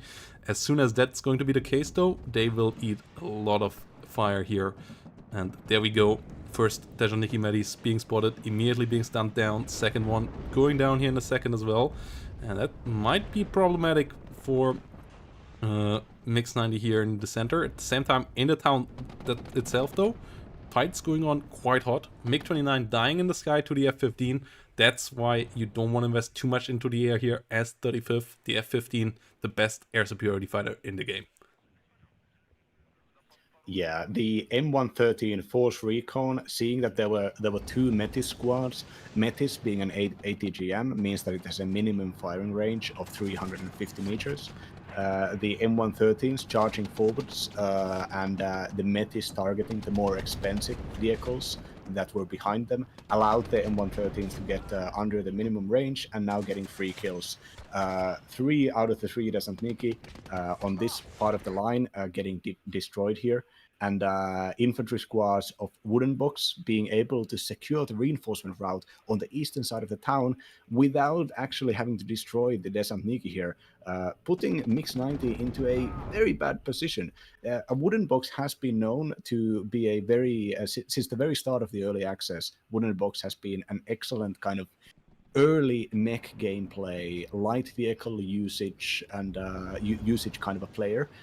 Used to be known for doing recon rushes with recon vehicles back in the day, and now this the CEV strat that I've seen he do for a long time with 4 CEVs driving into the town here, knowing that they have such a massive amount of HE damage that they can overpower the Desaniki. Just methodically, Wooden Box methodically counterplaying the division that supposedly has an early game advantage here.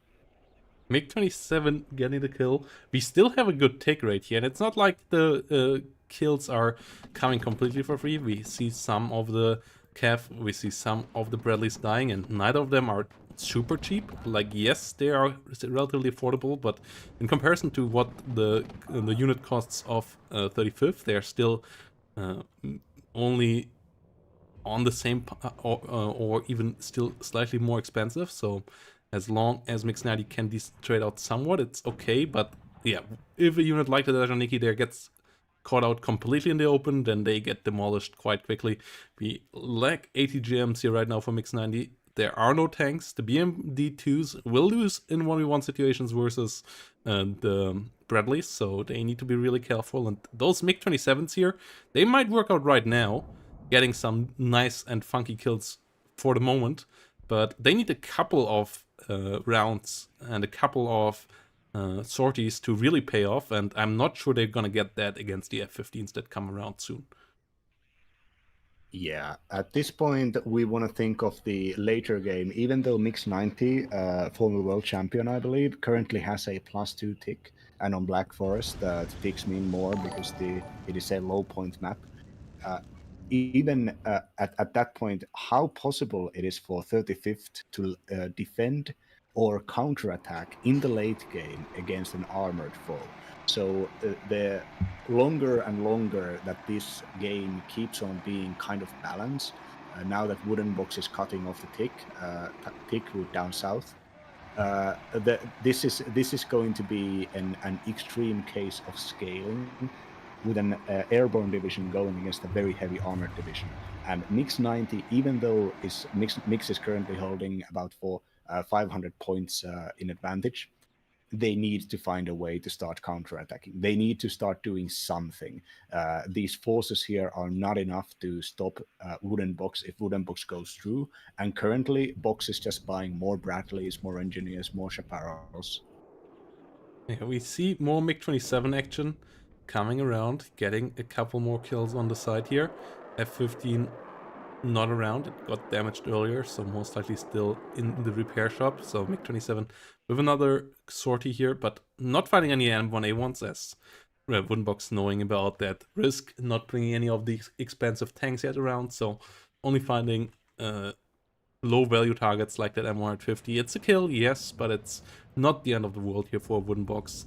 couple more units here getting killed off by Nikki. And yeah, Box just missing a bit of recon here right now. All the recon units in the center, the sniper units, the M150s got picked off. So the really strong flop here, not quite knowing where to go next. Currently in repair here, waiting for getting full strength. But it also does lack the recon to really know what's going on Mix 90's side here. Yeah, Mix 90 is engaging Wooden Box's troops up north here. Both of them finding each other's screening forces. One of them sending a Cobra, another one predicting the Cobra and sending an AA car to fight off the Cobra here. Nice, excellent kill for Mix 90, and even being able to retreat with the infantry as well, revealing to Mix 90 that Wooden Box is kind of in the prodding part of the match. But meanwhile, the mech blob with the CEVs, the PVADs, and the chaparrals in the middle here, when they're supported by the Cobras and when they have enough Bradleys out here to engage vehicles at long range, this is just a more and more dangerous force right now. And Mix 90 wants to fight this force on defense, but really does not have strong enough long-range units to fight it on defense. Right, we see some quick fixes around. We see some F-15 Eagles in the sky once more here on the side of the Wooden Box. F-15C trying to find the MiG-27. They need to be careful. Oh, it's actually coming in here for Mix 90. That's a mistake. Taking a head-on engagement here. Surviving it for now, but the F-15 not pushed back just yet. Turning around and once more missing. That is really unfortunate for a Wooden Box. The F-15 will get out alive, no problem, but not getting the kill there, a bit frustrating. MiG-27 though will be in the repair shop for quite a couple of minutes here. I believe nearly 10 minutes of repair time there, so it won't be back anytime soon here. So in the end, still a decent victory for Wooden Box. Would have hoped for more, I guess, though. Yeah, so now Wooden Box moving up middle.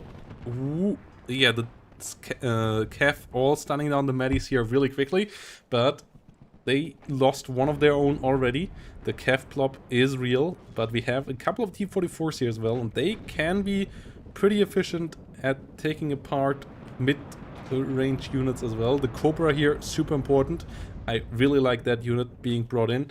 Phantom versus MiG-29 in the skies. MiG-29 coming out a bit better, but the next Phantom already on the chase as well.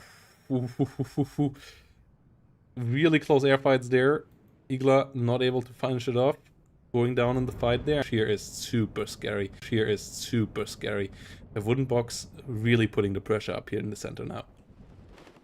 Yeah, Wooden Box, even though losing one of the Sevs, is engaging in a very preferential way with long-range vehicles firing at the fortified infantry, with very little long-range opposition trying to pick out these CEVs.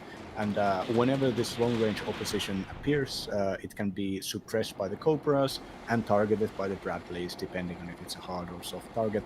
So this position here is just a very well put up by Wooden Box.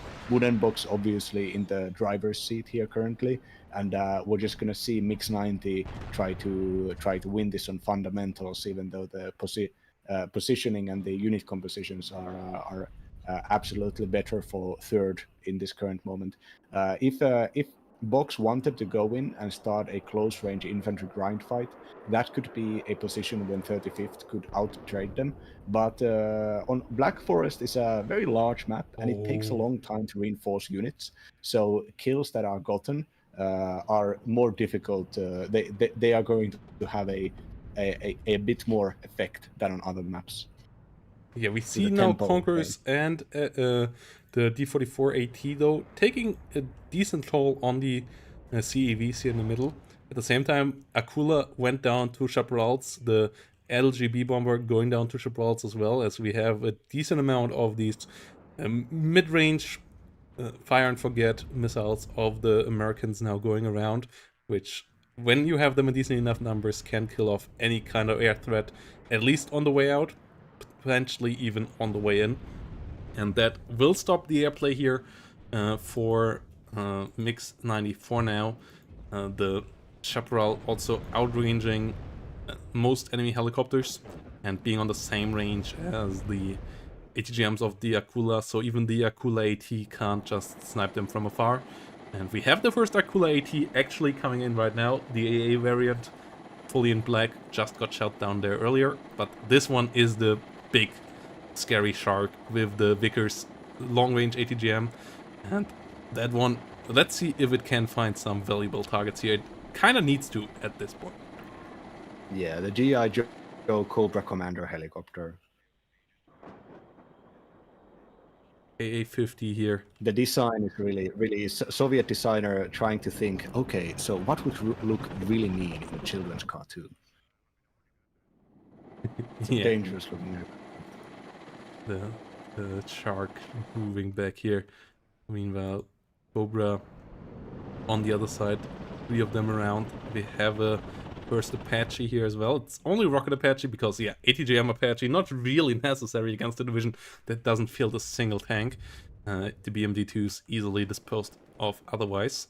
And we have the first artillery piece here for Wooden Box as well. The first Paladin M109 artillery coming around onto the battlefield as well. For now, Mix 90's defensive line here is holding and actually attritioning Wooden Box's armored vehicles pretty decently.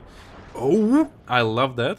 The first baby Gruds coming around, the 12 rocket Grud V's here coming around with a nice fire round.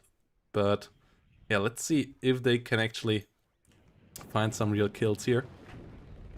D44. Yeah, the Grad V, the baby Grad, has been a topic of contestation in the community recently.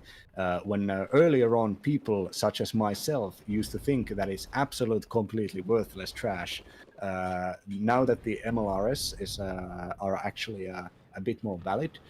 So basically the idea with the baby Grads is that you get only 12 rockets per unit, but you get 2 units for the price of one regular Grad. So at the same time that you'd buy a 1 regular Grad, you can buy 2 units which have twice the destructive potential during the short time that they fire. So basically, you can have the smaller amount of missiles hit an area within a very large succession.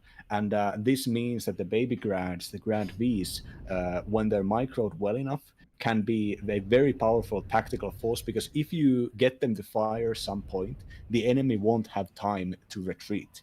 And you can get these things for 135 points per pop. Yeah, they're just slightly more expensive than 1 Grud when you get 2 of them. But yeah, they are pretty cheap to reload with only 12 rockets. And yes, you get that really high volume of fire in a quick time period with a lot of fire downrange coming in quickly. And that can snipe anything up to heavy tanks if you get all 4 of them out at once. Akula here now starting to engage some units here. The Chaparrals and Pivots and potentially Stingers need to rotate a bit around here to really be able to deal with that. And that's where the Soviets here really start to be annoying. If they are in a defensive position and can use the helicopter there without issues, then breaking them is going to be troublesome, because they have a decent amount of ATGMs with the Medis, with the Conquerors, and their infantry just gonna beat your infantry. They have the Spetsnaz. Those elite infantry units just gonna murder any fire team or engineer coming close to them. So this is going to be a problem here. The Akula needs to be dealt with. Yeah, Mix 90 reinforcing with a bunch of top-tier infantry, the forest, not wanting Wooden Box to start creeping around and starting to take wider, possibly even concave-like formations against an attack on Charlie. And fighting over these forests prevents a Wooden Box from taking preferential engagements at long range. And obviously the airborne wants to face the enemy in a forest, because in the forest the Bradleys can kill you at 1,700 meter range. MiG-27 once more So round, the but howitzer actually so I'm sorry, but the howitzer of Wooden Box hasn't shot yet, so they forgot it completely. no, it fired a couple of salvos. It just got refueled by the M35 supplies. It just saw it kill the Eagler. But yeah, it hasn't fired as many rounds as it should have at this point, but it hasn't been fully idle. Don't... Oh, I saw that it didn't have a full tank of gas. Yeah, Also, but it came out of the M35 supply trucks. Now going for the Conquerors, going for some snipes here. So it's doing its job. It's doing it a bit slower than it maybe could be doing it, but it still will get rid of some AT GMs here. It will get rid of some AA pieces, and those AA pieces especially are valuable because that might allow your F-15 to dive onto the Akula, get the snipe, and get out alive afterwards, and that would be big, as then all these Bradleys here would have a lot easier time actually pushing forward. Same time, Quick Fix trying to figure out the AA situation, realizing only one Eagler, that's not too bad. So let's see if we see some action here from a Wooden Box soon. Yeah, so remember when I said that it's going to take some time for third US to start getting all of their troops on board? That's happening right now and has been happening for about 10 minutes now. After Wooden Box got the really good engagement at the start, Mix-90 has been put fully on defense. And it's a weak defense because it's only a 500-point defense. And there is 18 minutes left in the game right now. And Wooden Box has done an excellent job of using all of the units available to do a very tight, very well planned out defense. Obviously, with a bunch of different angles and corners, and all. No position has been left untaken. But the quality of the units is just these are aggressive, close range Desantniki units. These are not armored division units. Yeah, and the push is coming in now. The fighters keeping the Akula down on the ground. It can't move up. Any movement of it will mean its death. So the armored vehicles here can slowly but surely push forward. Helicopters helping out, cleaning up a couple of Dejannikis here as well, as the AA is down to a single Igla, which is nearly out of ammo already. A bit more Igla firepower coming up in the rear. A bit of artillery actually coming in from Mix-90 at the same time with some 122 millimeters, but Igla under fire even now by the Paladin. Paladin finding a hit, finding a kill there. So no Iglas on the front line. Oh, actually, there is one more. Okay, but it's a really low number, and the Apaches and F-15s can just dive through that. Akula now once more in the aim in the crosshair of the F-15, and this time around it goes down. A really important kill here for a Wooden Box, and this might be doom now for the defensive position of Mix-90. All the Apaches moving in right now, right here, and I'm not sure that the 35th can stop this. Yeah, the 35th needs to, at the same time, take out all of these Apaches, all of these rocket helis that can do extremely fast damage to infantry units in buildings, and then do enough soft attack on close range against the 10-man engineer squads that are also in buildings. This is just a Wooden Box, got out the troops, didn't even have to use all of them.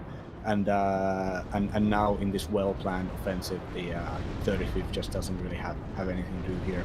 As long as the Phantom keeps out the occasional enemy LGB bombers or fighters or helicopters, these engineers getting shot at is exactly what Box wants.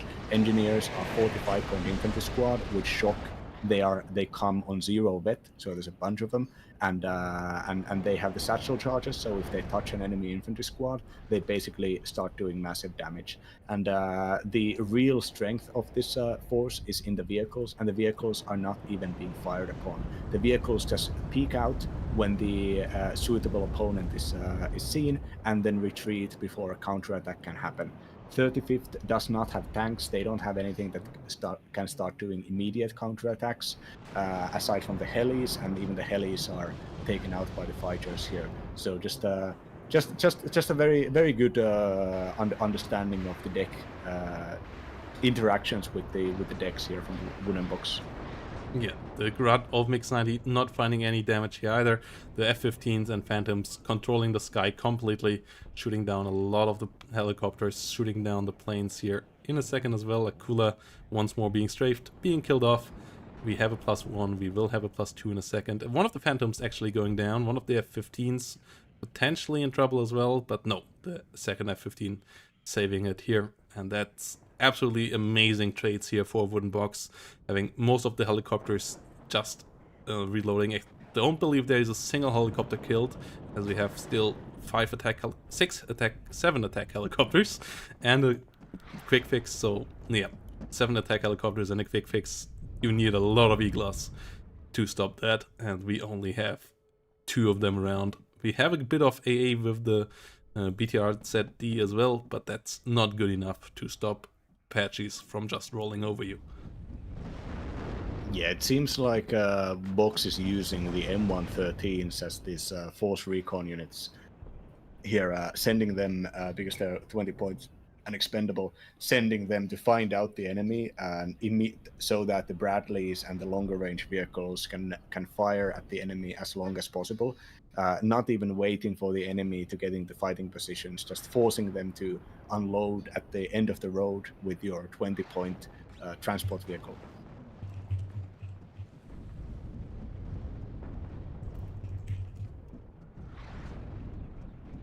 And yeah, there's on the BMD getting the kills, F-15s hunting the last couple of helicopters, MiG-29 getting a kill onto another F-15. The F-15s here, bit wasteful, but there we go. GG is called here, and I believe that is Mix90 surrendering here. Yes, there we go. Victory for Wooden Box in game number 1. Clean KD victory here.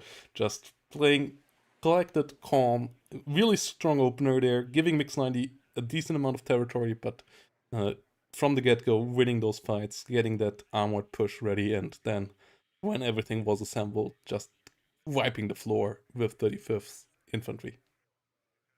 Yeah, the textbook slow deployment down to the small details, such as only bringing out the engineer flash with the M113s in the slow transports, down to the small details, preparing perfectly to face what was coming, even being able to bypass the 3 enemy infantry squads in the town, forcing them to leave their positions and get killed at long range.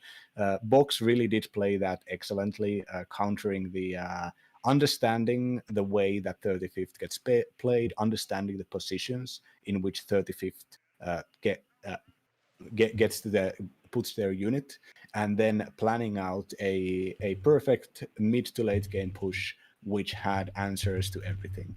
This was something that Mix90, if Mix90 hadn't been so thoroughly owned in the opener, I think there could have been more counterattacks. There was some chances. There were some situations in which some more points could have been gained by Mix90. But the fact that when the soft attack blob was created by Box, this meant that any kind of movement that Mix90 was doing always had to take into account, is the soft attack blob coming to get me? So, and this meant that Mix90 put all of their infantry in these defensive positions where they didn't have any ability to be mobile, any ability to attack. They were all on defensive. And this meant that Wooden Box could just wait until every helicopter was out on board. Yeah, really, really good games here by both players for sure. But Mix90 just being figured out there a bit too early, and Wooden Box really with some cool play there, using a unit that a lot of the community is still saying is useless, when it is not the strongest, but it absolutely has its use cases in the form of the CEV in the decks that get it, especially the third, as you don't get any light tanks. So yeah, using it here as the cheap HE carrier is really strong. It absolutely demolished the Dejaniki here. So well played. Interesting game 1. Let's see if Mix90 can bounce back in game number 2, or if Wooden Box can make it to the semifinal here against Burfax. Quick break, then we're gonna be back.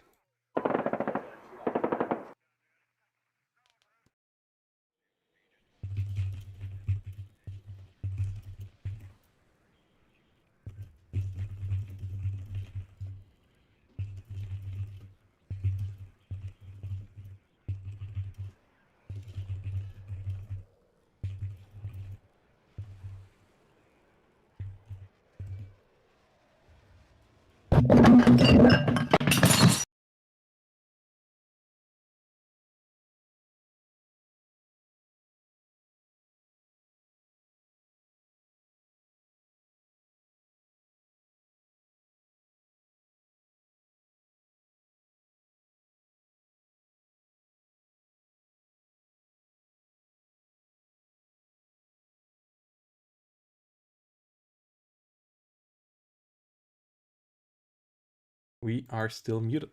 That. Yeah, here we go, Hello guys. Yeah, the Wooden Box versus Mix 90, game number 2. The Wooden Box bringing around a new division, 5th playing day, coming in this time on the left side.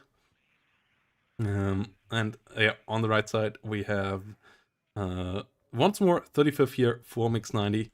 A Wooden Box coming around with the classic unit of the day, the VABL Recon, which got nerfed a couple of patches ago, but still really popular.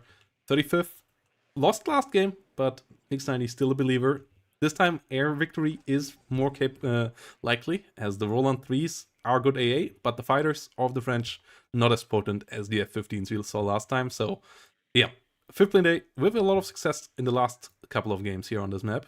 Let's see if they can do it again, or if 35th can do it this time around for Mix 90 here. Still believing in their currently, it seems like, favorite division. Yeah, Mix 90 investing heavily into Metis and Conqueror's ATGMs, which is pretty smart considering the French don't have armor that's heavy enough to beat them.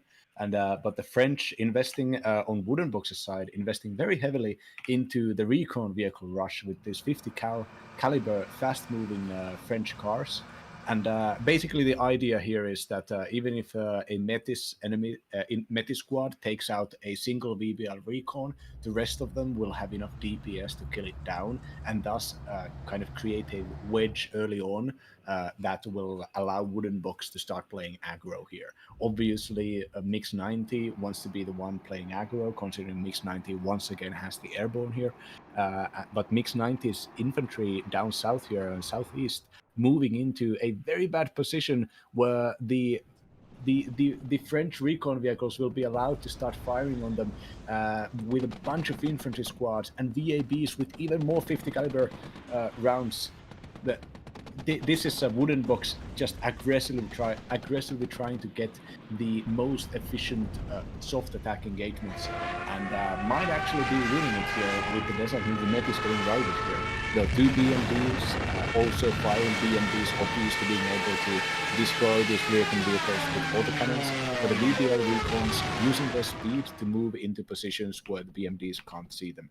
On the other side of the other parts of the map are heavily populated by Soviet VDV and very lightly populated by French armored infantry. So the VDV are doing the smart decision of trying to gain some free ground, moving into forward positions and trying to find out if they have been bamboozled, if there actually is only a small token force defending the back point of Papa, and right now there is only a small token force defending the back point of Papa.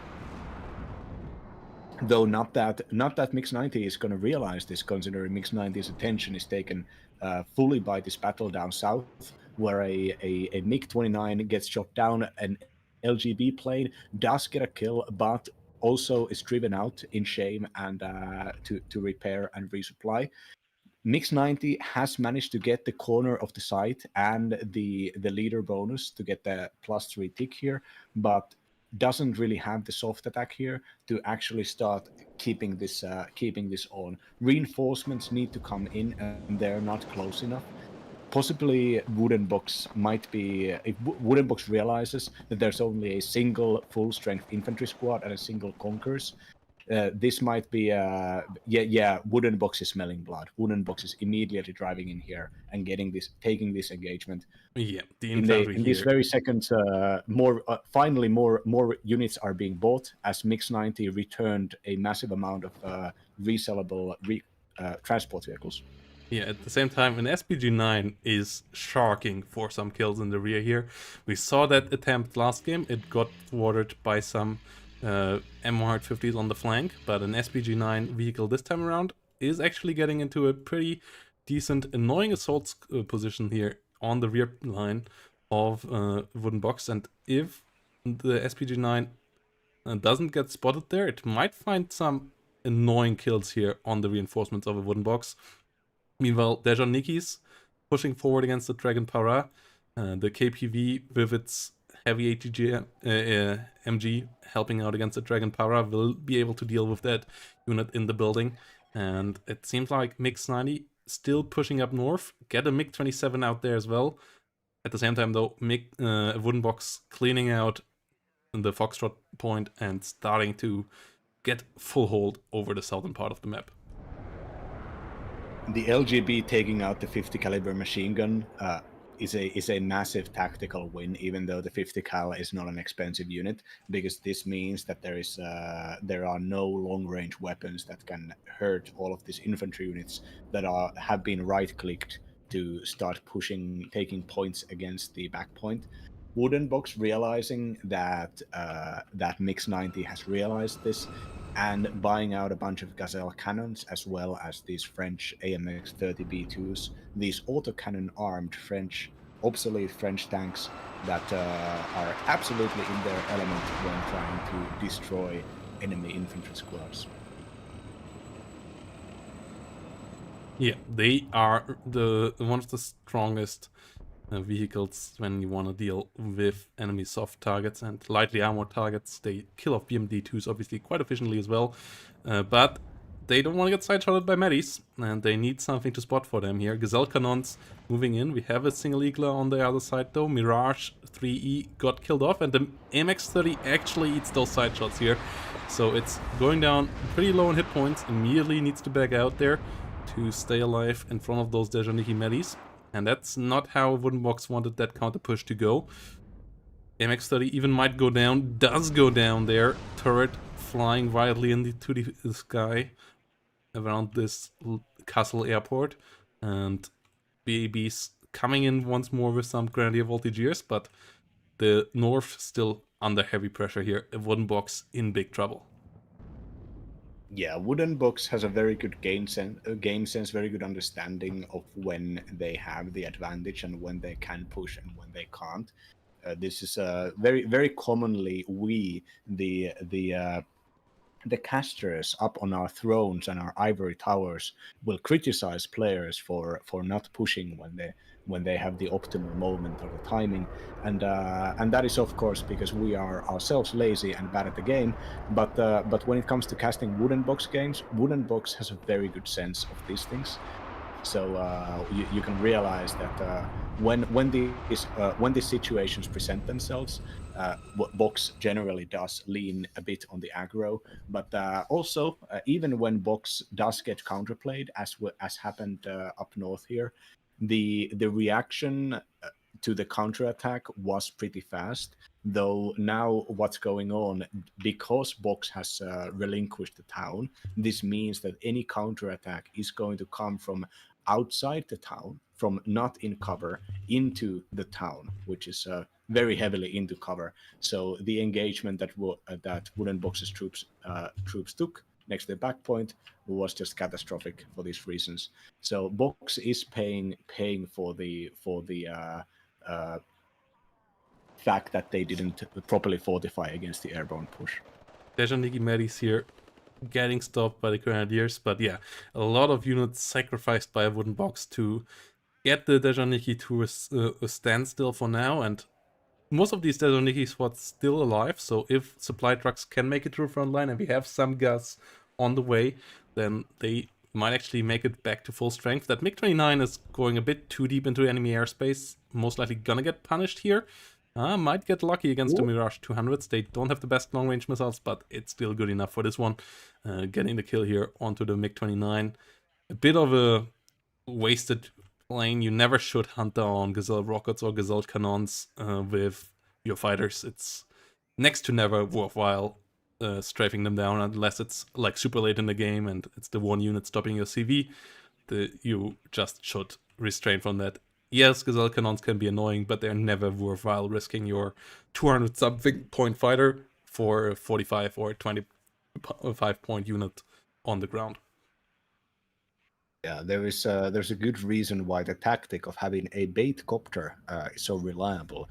When you're especially on lower rank games, especially on 1v1, a lot of players who play with a lot of air are very insecure about their air supremacy. So if you just have a single cheap helicopter flying around somewhere, they are going to send fighters against it.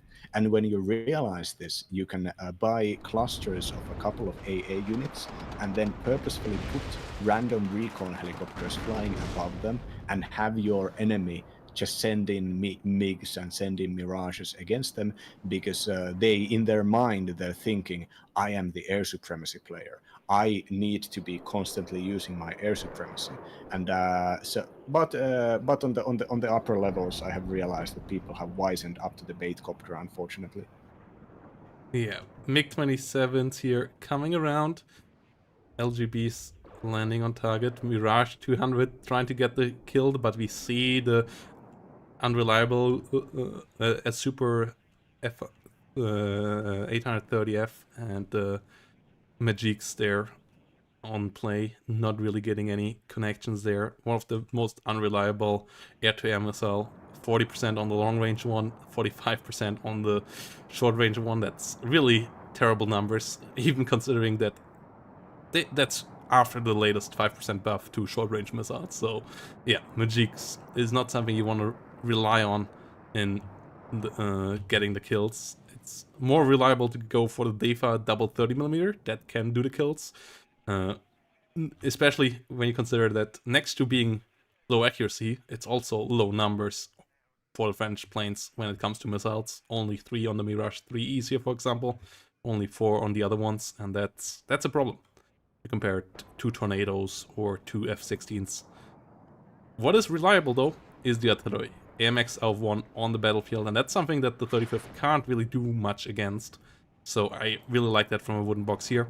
That artillery with its insane rate of fire, thanks to an autoloader, is going to be really deadly here. Already getting the first couple of kills in onto the battlefield. Yeah, the ALF 1 being here is completely changes the power balance of this fortification fight. Whereas right now, having these units in fortified positions for Mix 90 is actually a weakness. The ALF 1 has a salvo length of 6 and it's very close.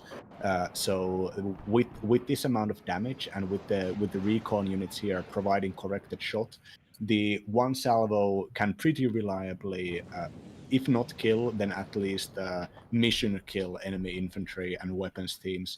And these tightly packed airborne units here in the buildings are just perfect victims for the ALF 1. And the plan from Wooden Box will likely to be similar to last game, to have the AMX-30 B2s as well as a bunch of other vehicles likely form a soft attack blob, a group of vehicles so powerful that they can suppress ATGMs and infantry in buildings, suppress and rout them. And then while with infantry taking contact with these enemies, the soft attack blob fires from a safe distance and gets rid of them. And Box will likely be building this blob. Meanwhile, the ALF 1 takes in and keeps on attritioning the enemy here.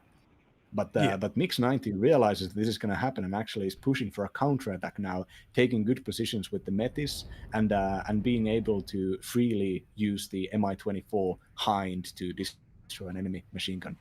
Yeah, Seed Plane actually is in 35th. I was a bit talking bullshit earlier there when I said they don't have that. MiG-25 Seed actually came in. Rolands were turned off though, but Mirage 3E still got shut down. The Seed Plane went down to the Suicide Mirage in the end as well though, and the Roland 3s this time with success against the Hind, being turned on there to kill that deep pushing helicopter. But at the same time, Mirage 3E here a bit too deep, and it's only 8 hit points, so 2 Eagler hits are enough to get the kill there. And yeah, Wooden Box needs to be a bit careful to not lose all the fighters. Like, your Rolands are pretty strong and will get some kills, but you still want to have a couple of Mirages and behind your lines to deter the enemy from just running rampant onto your units with their LGB bomber and so on. And maybe even try to hunt down your ground-based AA too easily with a combination of Seed and LGBs. So losing the Mirages here can start to become painful in the long run. MX-30 versus Conqueror's Jeep should get another shot off and most likely get the kill there. No, it does miss. Unfortunate times for a wooden box. Good smoke though. Pushes forward. Should get the Conquerors there soon. This time around, it has gotten killed. Another Conquerors though joining the fight here, but will lose track just in time. The double grut back on the menu. It's too far away to kill the AMX-30 here though. Not accurate enough yet, but gets it routed at least, so still no push here. And a +2 situation for Mix-90. Yeah, Mix-90, if you look at the positioning that is being taken by Mix-90, very smartly going into the sidelines, trying to protect the flanks, trying to create these, once again, concave formations. BMD2s, despite having only a limited amount of ATGMs, they have 3 Conquerors, and Conquerors are very, very good range, very high damage missiles. So positioning these Desantnik Conquerors, BMD2s, Desantnik in general, in this kind of expecting the enemy tanks to come charging front, that's very smart. That's the way to trade up against a heavier opponent. And right now, the Desantnik Belazor manages to take the position for the Reds. And once I do believe Mix-90 wants to provoke the enemy into pushing him right now before the soft attack blob is fully operational. Mistrals and Rolands trying to keep the defense up. Mech 27k LGB though getting the attack through.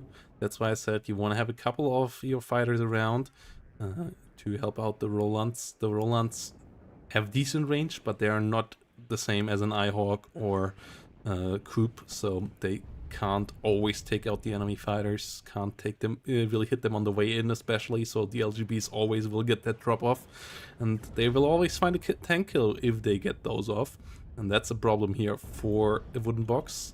At the same time though, the MXR1 doing a good job, and the wooden box actually bit on the aggression here, though the Hind in the middle finding those aggressively pushing 50 cults, which is a curious unit to try to do a push with, as usually we see those used more defensively, but wooden box using any asset available to them. Yeah, I think wooden box is kind of doing poking attacks, trying to find out if there are any positions where he could attack more efficiently than trying to attack the fortified positions right side outside of the back point. And I really can't blame wooden box. This is a pretty bad position here.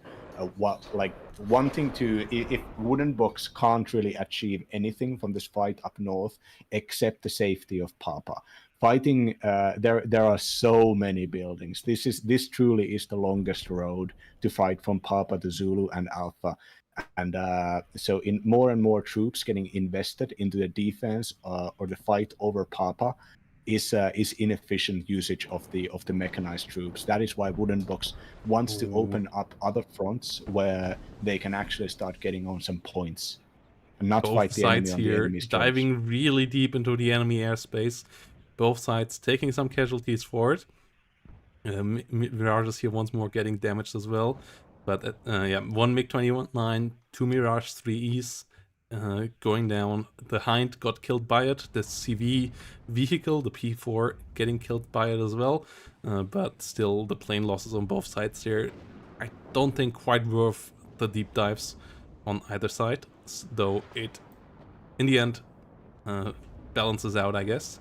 So we are kind of back to square one with both sides just having a couple less assets available to them. I like the Conqueror's Deserts here, the USs, with the quick relocating Conquerors, just sniping the MX-30s from long range, doing a lot of damage there. Mephisto not really efficient against them either, as it will get one-shotted if it gets hit. The Medis, the Conquerors do miss here, so the Mephisto gets a hit, but the second Conquerors does get the kill, and Mephisto way more expensive. 70 point versus 55 points, so good trade there in the end still for Mix-90. Yeah, this is Mix 90 was able to gain all of this town and all of these fighting positions to threaten Papa for basically free for the audacity of it, recognizing that there wasn't really anything defending there, and then just reliably understanding that if the game can become a fight over Papa, that's something that Mix 90 absolutely wants. And currently, we're kind of seeing that the wooden box deploying units just keeps on trying to attack the most difficult position to attack here, because wooden box doesn't really have any other choice. Wooden box hasn't been able to buy reinforcements on other parts of the map, because all of these troops are required to secure the 2-point zone, and this means that Mix 90 has been allowed to fortify slowly the whole rest of the map, and wooden box hasn't done any maneuvering at any part of the map outside of trying to get to Papa here. Just very, very, very good understanding of the game in this time from Mix 90. A very good plan also. Yeah, we see now a wooden box pushing forward. The AMX of 1 needs resupplying. I hope it's currently on a empty attack move, trying to use its 50 cal in its direct fire rounds, which is terrible, terrible news here for a wooden box. That's really not what you want to have happen. Hopefully the AMX of 1 gets stopped before it kills itself, as losing that in this part of the point of the game would be pretty devastating. MiG-27 LGB coming in for the AMX-10 RC. We still have the roll-ons around, one of them heavily stressed out though, so kill unlikely. Oh, I am really sorry, Mix90 there. That caster curse did hit hard. Like, this roll-on is so stressed out, but it still somehow managed to find a kill. Will get killed off this time around in retaliation by the Gruts, but LGB Bomber being killed off is super duper valuable here for a wooden box. Caster curse hitting so hard there. I'm really kind of sorry. Now we see. Now we see that as wooden box has managed to successfully get the position back, they are immediately in a full concave. The defense in depth from the Akulas, from the fortified infantry, from the Metis, from the Conquerors, everything. This the perfectly laid trap, perfectly laid formation from Mix 90 here. And so there was somebody in chat saying that that wooden box should leave Papa and try to cross over to Echo. And the reason why wooden box can't leave Papa is because Papa is a 2-point zone, and this is an 8-point map. So the enemy having the 2-point zone means the enemy has 4 points extra. And at the same time, the area around Papa gives you fire control over all of the reinforcement routes of blue. So if wooden box doesn't have enough control over this area, wooden box can't reinforce on attacks on Echo or anywhere else. Yeah, we get a kill onto Akula with another deep dive. This time around, no AA, no MiG-29s coming around. MiG-27K here with the LGB, just shaving off some infantry. Roland on the long range, not efficient enough to deal with it, and we have the Gruts coming around for the Roland in a second, most likely. Wooden box not repositioning them is a big mistake. Should have learned from first Roland's mistakes, but still sitting there idle, whilst the Gruts set up for the next round of fire.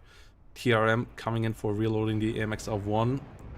MX-30B2 being hit by a lot of ATGMs, but the Gazelle Cannons currently surprisingly uncontested. No E-Class there with ammo at all anymore, so they can go relatively deep, though the BMD2 with its 30mm can fight them, but the Gazelle Cannon actually might win that engagement.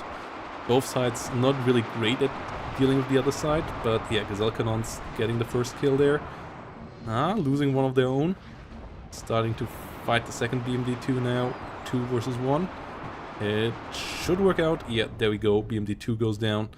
MX-30B2s trying to push in, but still too many ATGMs here flying around. And another 2 MX-32s, B2s getting killed off. So still annoying times here for Wooden Box. Starting to engage the Conqueror's Jeep now here with the Gazelle Cannon. That's an important kill, as more of them still around. BMD2 still around, so yeah, artillery needs to do the job here for a wooden box starting to take out more of these super frustrating AT and ATGM positions.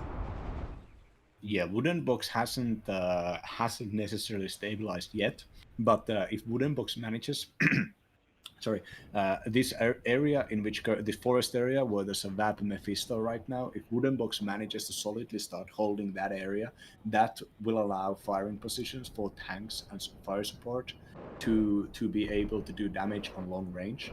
And I think it's potential that wooden box manages to get these positions here. And if wooden box stabilizes here and forces Mix 90 into permanent defense, that would allow a wide front attack on Echo from northwest ranging to that straight south. All this area can be used to start attacking the airport hangars, which is the end goal here, likely. But this attack cannot happen if Mix 90's northern troops are threatening the reinforcement routes, and that is what Vox is currently fighting over. It is only an 800 point point lead, and with 1 minute of 1 point tick, meaning 40 points. This it is possible at the last 5 minutes to win the game here currently for Box. Ooh, and the wooden box If the breakthrough is really strong getting enough. some important kills here. Like, Oh, yeah, the the grab 5 we minute was timer taken is out, that's real, horrible. and he gets the kill onto the LGB, onto a MiG-29 in disguise. Really great engagement with the Mirage F1C 200s there. And also, double kill on the enemy Kratz here that were so frustrating for a good while here by now. The MX of 1 with a fantastic snipe there. Mephisto going down, but we still have a decent amount of AMX-30s B2s here. The Conquerors slowly getting whittled down here potentially, though there's still too many ATGMs flying around here for now. I'm surprised we didn't see a second AMX of 1 yet. Just really spreading the fires. We actually have seen it. It's in the back line. It's in the back line. Oh, yeah, it just firing. arrived. Yeah. And no, it's been there for some time, actually. It's just been firing a long range. Okay, going in for the Conquerors here in the building. Gets the first shot kill. Important kill onto one of the most important strong points on this map. This building is absolutely insane when it comes to line of sight, so getting the snipe there with the with the AMX of 1, super key here. Whilst the other AMX of 1 goes for more Conquerors positions, and yeah, if the AMX 30s can just roll forward, then wooden box is in for the money. Akula goes down to the Mirage F1C 200. Another fantastic kill. Igla might get it on the way out. Ooh, nope, it does stay alive. So yeah, great times here for wooden box's Air Force at the moment. Absolutely fantastic kills lately, but yeah, the more important part is on the ground. BMD2, another ATGM vehicle going down. MX-30s down to 3 at the moment, a 4th one coming up. A couple more Gazelle HOTS coming in to try to deal with all those ATGM vehicles. We'll see if that can work out, as Igla numbers by now up to a decent amount again. Yeah, T-Man is sending repeatedly more AMX-30s and repeatedly more Grenadier Voltigeurs. And the units are being routed to attack the strongest enemy fortifications here. T-Man's latest infantry reinforcements getting heavily wounded, not in fighting shape right now, but the tanks still keep on firing.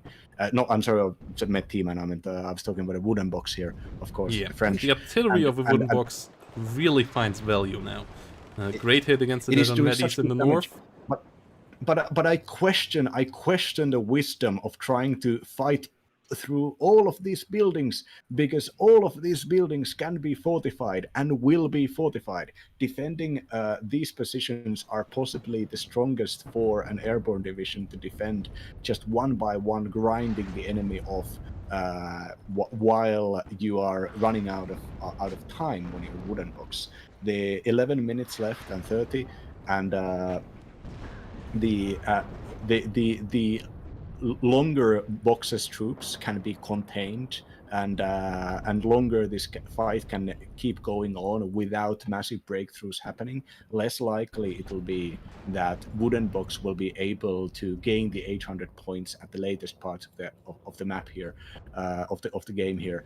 I think the kind of forceful attack against the heaviest and most difficult to attack positions are inefficient, and a lot of infantry squads here with like 2 health, more infantry getting sent to attack this meat grinder. Oh, I'm this is not a sure if bad the Wooden thing. Box has another option though. As you pointed out earlier, if he would move away from here right now, like he had an option earlier, but by now, Yeah, if he leaves here, at this point Papa it's is open. blocked. Like he needs to defend Papa still as well. Like this is not a purely offensive operation, and he can't split his forces. Like his forces need to go together. His AMX-30s are only good in numbers.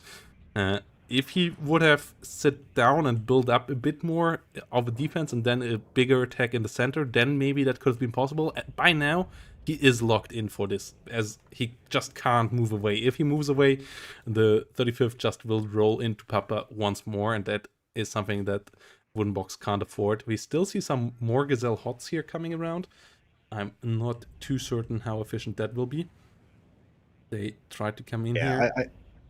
I just think that going yes, east southeast would have been better than going northeast, considering there were way less defenses and way more to gain going southeast. Now engaging these units here that are currently getting engaged by Wooden Box's infantry, this is at this point this is a voluntary. It's proof that the position was just too powerful to break through with this. Okay, we still Just see a some absolute good complete hits conquer. here from the AMX-30s, from the Gazelle Hots, charging for the Conquers. What is missing right now is a bit of recon. A bit more recon would be helpful, but all the VBLs got killed earlier. A couple of Igglers coming around now. We see the AMX-30s rolling on forward, but there's still one more hind here behind enemy lines. Gazelle Hot getting the Conqueror's vehicles slowly but surely killed off, and that's pretty big, as the amount of ATGMs is now getting closer and closer to 0, but yeah, only 9 minutes remaining, and Box will need a couple of minutes to really get the tick back online, so has like 3-4 minutes remaining here now to start to achieve something, and we still have some helicopters here making the life somewhat miserable, though autocannon now engaging here of the MX-30, and one of them still getting shut down. MiG-25 goes down to the Mirage. Mirage needs to get out of there though, as there's too many Iglas here now. Oh, this Mirage is dead. Yeah, there we go. Mirage goes down, and there's just barely too many ATGMs still around. Dejaniki Medis here, still firing, not getting stunned down quite quick enough. We still have one more Conquerors, and I really like what Mix-90 is doing with those resupply trucks that constantly keeps these units rearmed, and whenever the Wooden Box doesn't kill something, it's back up to full strength within half a minute. Yeah, the fact that Wooden Box has nothing that can even partly tank any of these missiles that are coming through, the fact that even the Metis can do serious frontal damage to the AMX-30s is just something that cannot be played around here. The AUF 1s do good damage. Grenadier Voltigeurs are good units. The tanks have autocannons. All of this is true, yes, but there's just too many buildings, too many good positions, too many units defending in depth, too many reinforcements. At this point, the middle is also extremely heavily fortified, and this is Wooden Box has been locked in here. I don't really know. Is Box trying to get into Zulu? Box trying to get into Zulu would theoretically be a win if Box was able to prevent the enemy from contesting the zone, which at this point seems unlikely, but let's see how this is going to go. 2 leaders coming from Wooden Box driving northeast to flank the Zulu, and the tanks smartly not driving close to the enemy urban concentrations, but trying to flank them north and engage them on a longer range. Yeah, we still lack a bit of recon here. Akula super scary there. Mirage on the way out, most likely gonna go down once more. Gets hit, barely surviving, and the supplies here slowly running out for the Mix 90, but the Akula is still alive, and that's just such a major issue. Tank tried to shoot it on the ground, but just didn't hit it, and both AMX 30s died to the Akula's Vickers. Mirage barely not able to get the kill, goes down, and I feel like this is it here. Time is running out for the 35th, and with that, it seems like we have Mix 90 closing in for the W here. And with that, for getting us to the decider game, as yeah, 5 minutes remaining, but it's only infantry at this point, and 800 points are still gonna take quite a while to actually take up to. Yes.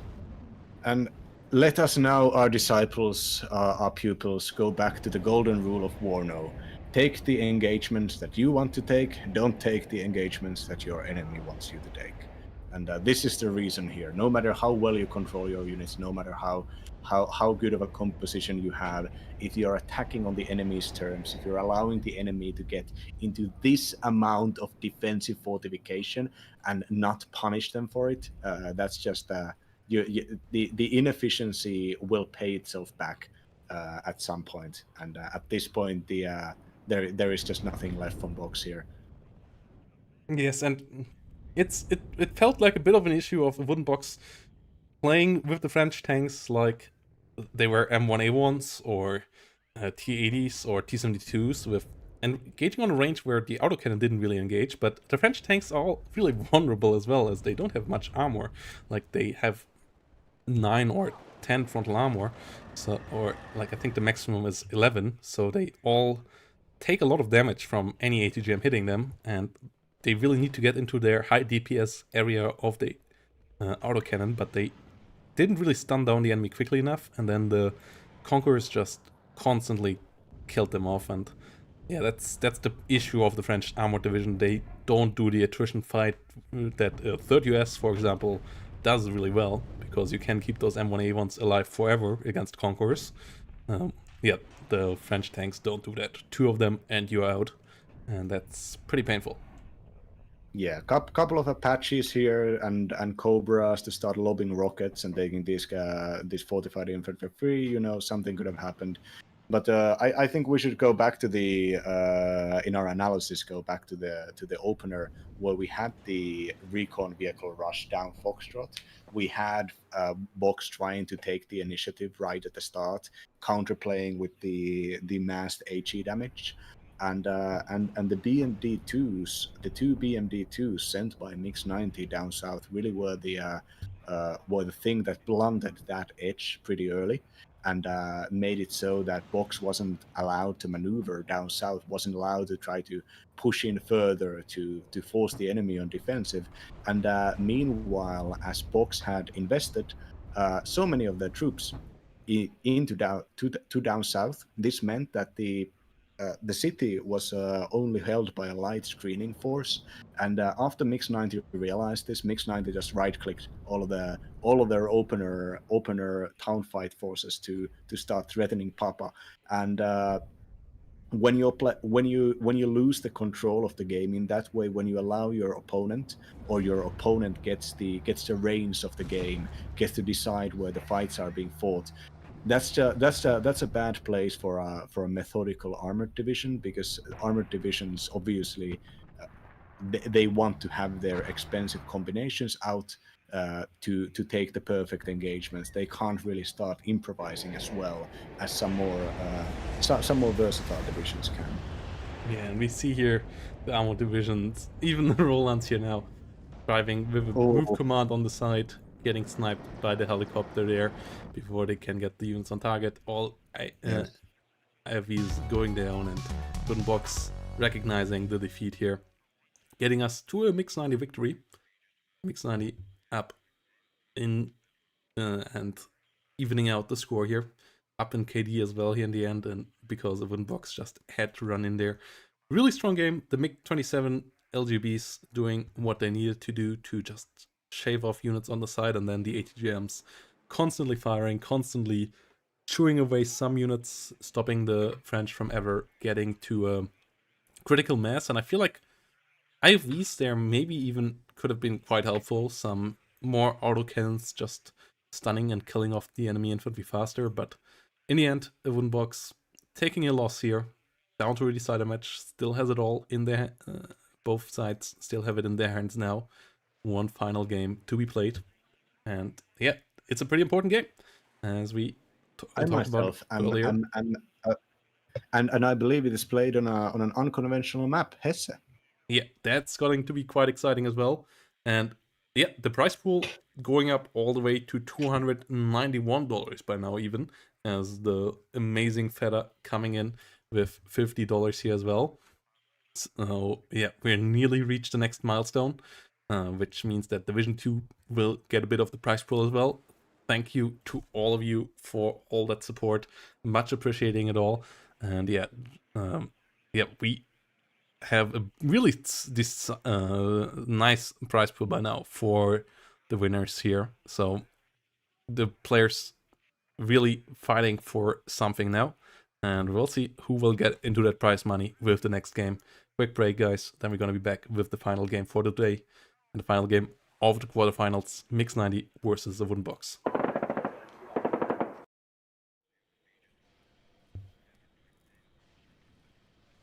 Okay. So here we go again, everybody. The final game, the Wooden Box versus Mix 90. Quarterfinals coming to a close with this one. On the way to the semifinals. One last ticket to go. And it's between two interesting divisions next to being played by two cool players, as this time a wooden box, bringing around 35th with mixed success so far. One loss, one victory for the division. Let's see how its scores will come out in the end, as on the other side, Mix 90 bringing a division that we have seen fail heavily or being absolutely fantastic lately as well. The first UK Armored. So yeah, by the way, also thanks to all of you for following today. A good couple of you coming into the channel. I really appreciate all of that. And yeah, if you want to spread out the love a bit further and you want to see more of Chloride, check out his Twitch channel as well. It's in the chat right now. So yeah, give some love to Mr. Chloride as well. Yeah. So looking into here, we all know that First UK is it is the subpar armored division. The challengers, they're not good enough. The warriors, always called overpriced. They have good recon and they have pretty good infantry, but they just can't get to the level of third armored or 79th guards armored. Or why exactly is First UK so played? Do you think, Protoss? First UK has fantastic IVs. They have the Warrior League. They have pretty chunky infantry as well. And they have tanks that are just efficient with the chieftains. Like the Challenger's a bit more efficient nowadays as well. And then what is the scariest part of that division, actually, which many people underestimate, is the insane air spam that both British division can provide. Harriers, Jaguars, all really fantastic, and that's supported by tornadoes in the sky, which currently are fantastic ASFs, is really nice. Yeah, 35th lacks any heavy anti-air and has to survive with E-class, AA guns, and fighters. So if the tornadoes can fight off, with tornadoes are superior to MiG-29s. So if the tornadoes can fight off the MiG-29s, there could be a serious air supremacy here for MiG-90. And First UK also has amazing recon units. They have SAS Patrol, which are both the sniper rifle and the satchel charge and the special forces and the ground surveillance radar. So they'll be able to 1v1 enemy infantry on basically any range. They are supported by scouts, Law 80s, which are recon units with the excellent Law 80 British AT weapon.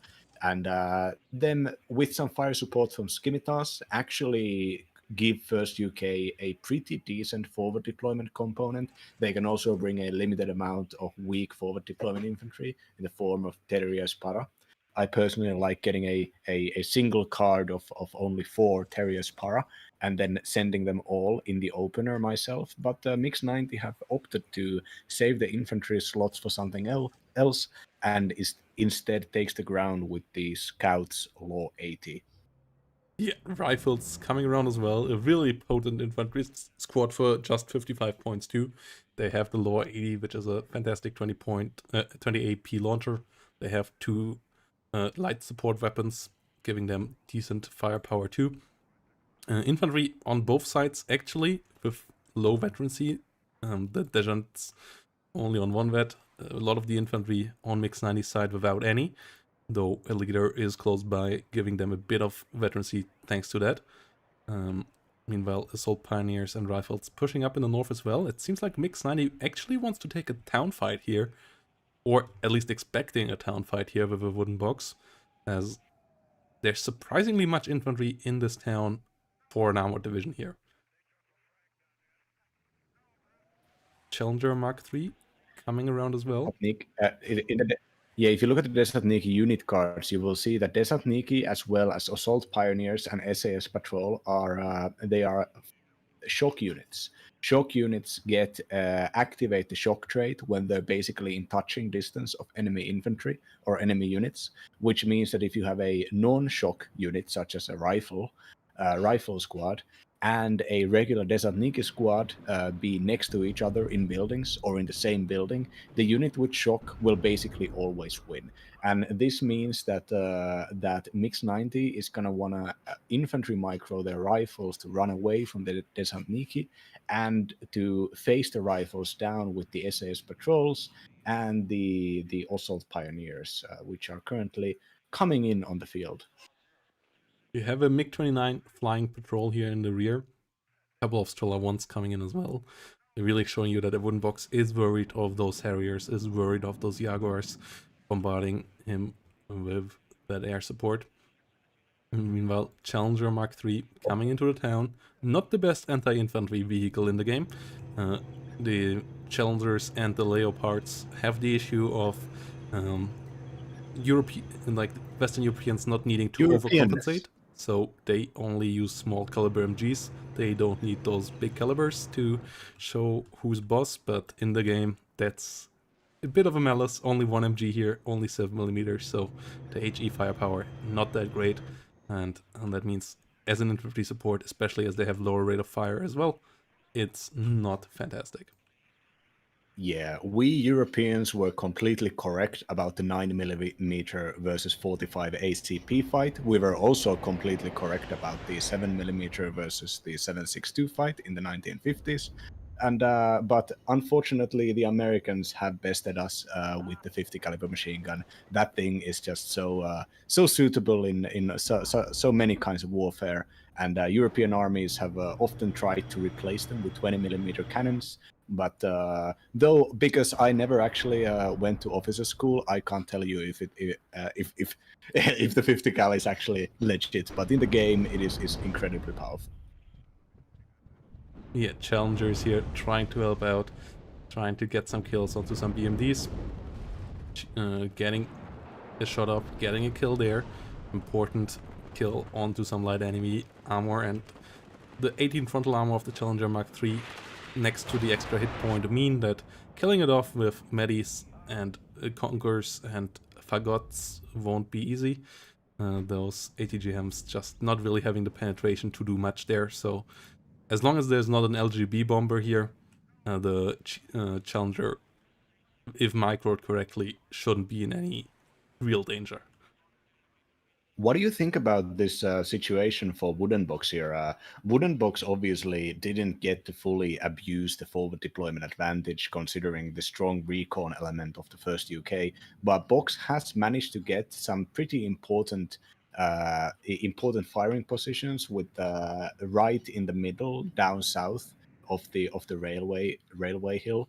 And these positions could allow some maneuvering for units from Box, but of course 35th doesn't have any tanks, so any kind of maneuver warfare is always going to be less efficient by the time the chieftains start showing up, you know. Yeah, I feel like I would like to see a Wooden Box just really leaning into the artillery, like into the Grut fire spam, and then doing some big infantry charges in the town. Because, yeah, I can't see them winning the long-term fight against all the warriors and all the chieftains in the south. We have the first warrior league on the battlefield as well. Maybe even a bit overkill. The normal warriors with their 30mm cannon and the normal Milan one already can kill everything. But the extra frontal armor might be helpful, though against Conquerors it's still one shot. But it saves you against Medis, it saves you against Fagots, so might pay off in the end that that's 4 instead of the normal 3 frontal armor.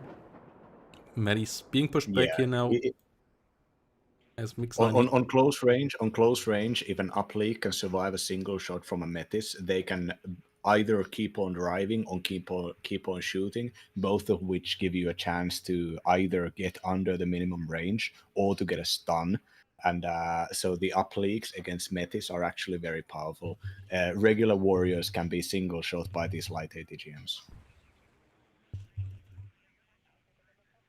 The SAS patrols have been put into excellent positions where they've been able to start firing, spotting and firing at the enemy infantry at maximum range with the sniper rifles.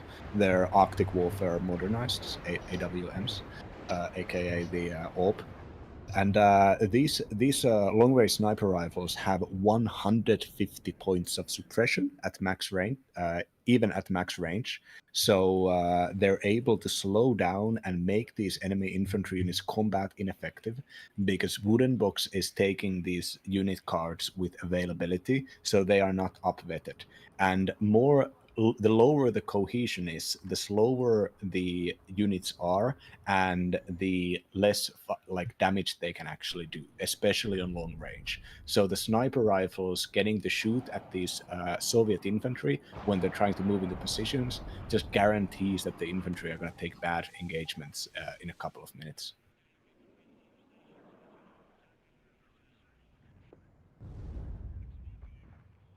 Challenger being pushed back here once more. Gazelle getting shut down by the Eagles. We have a lot of air forces here now for Wooden Box, trying to find the LGB hit onto the Challenger, but yeah, that's what I feared would happen there.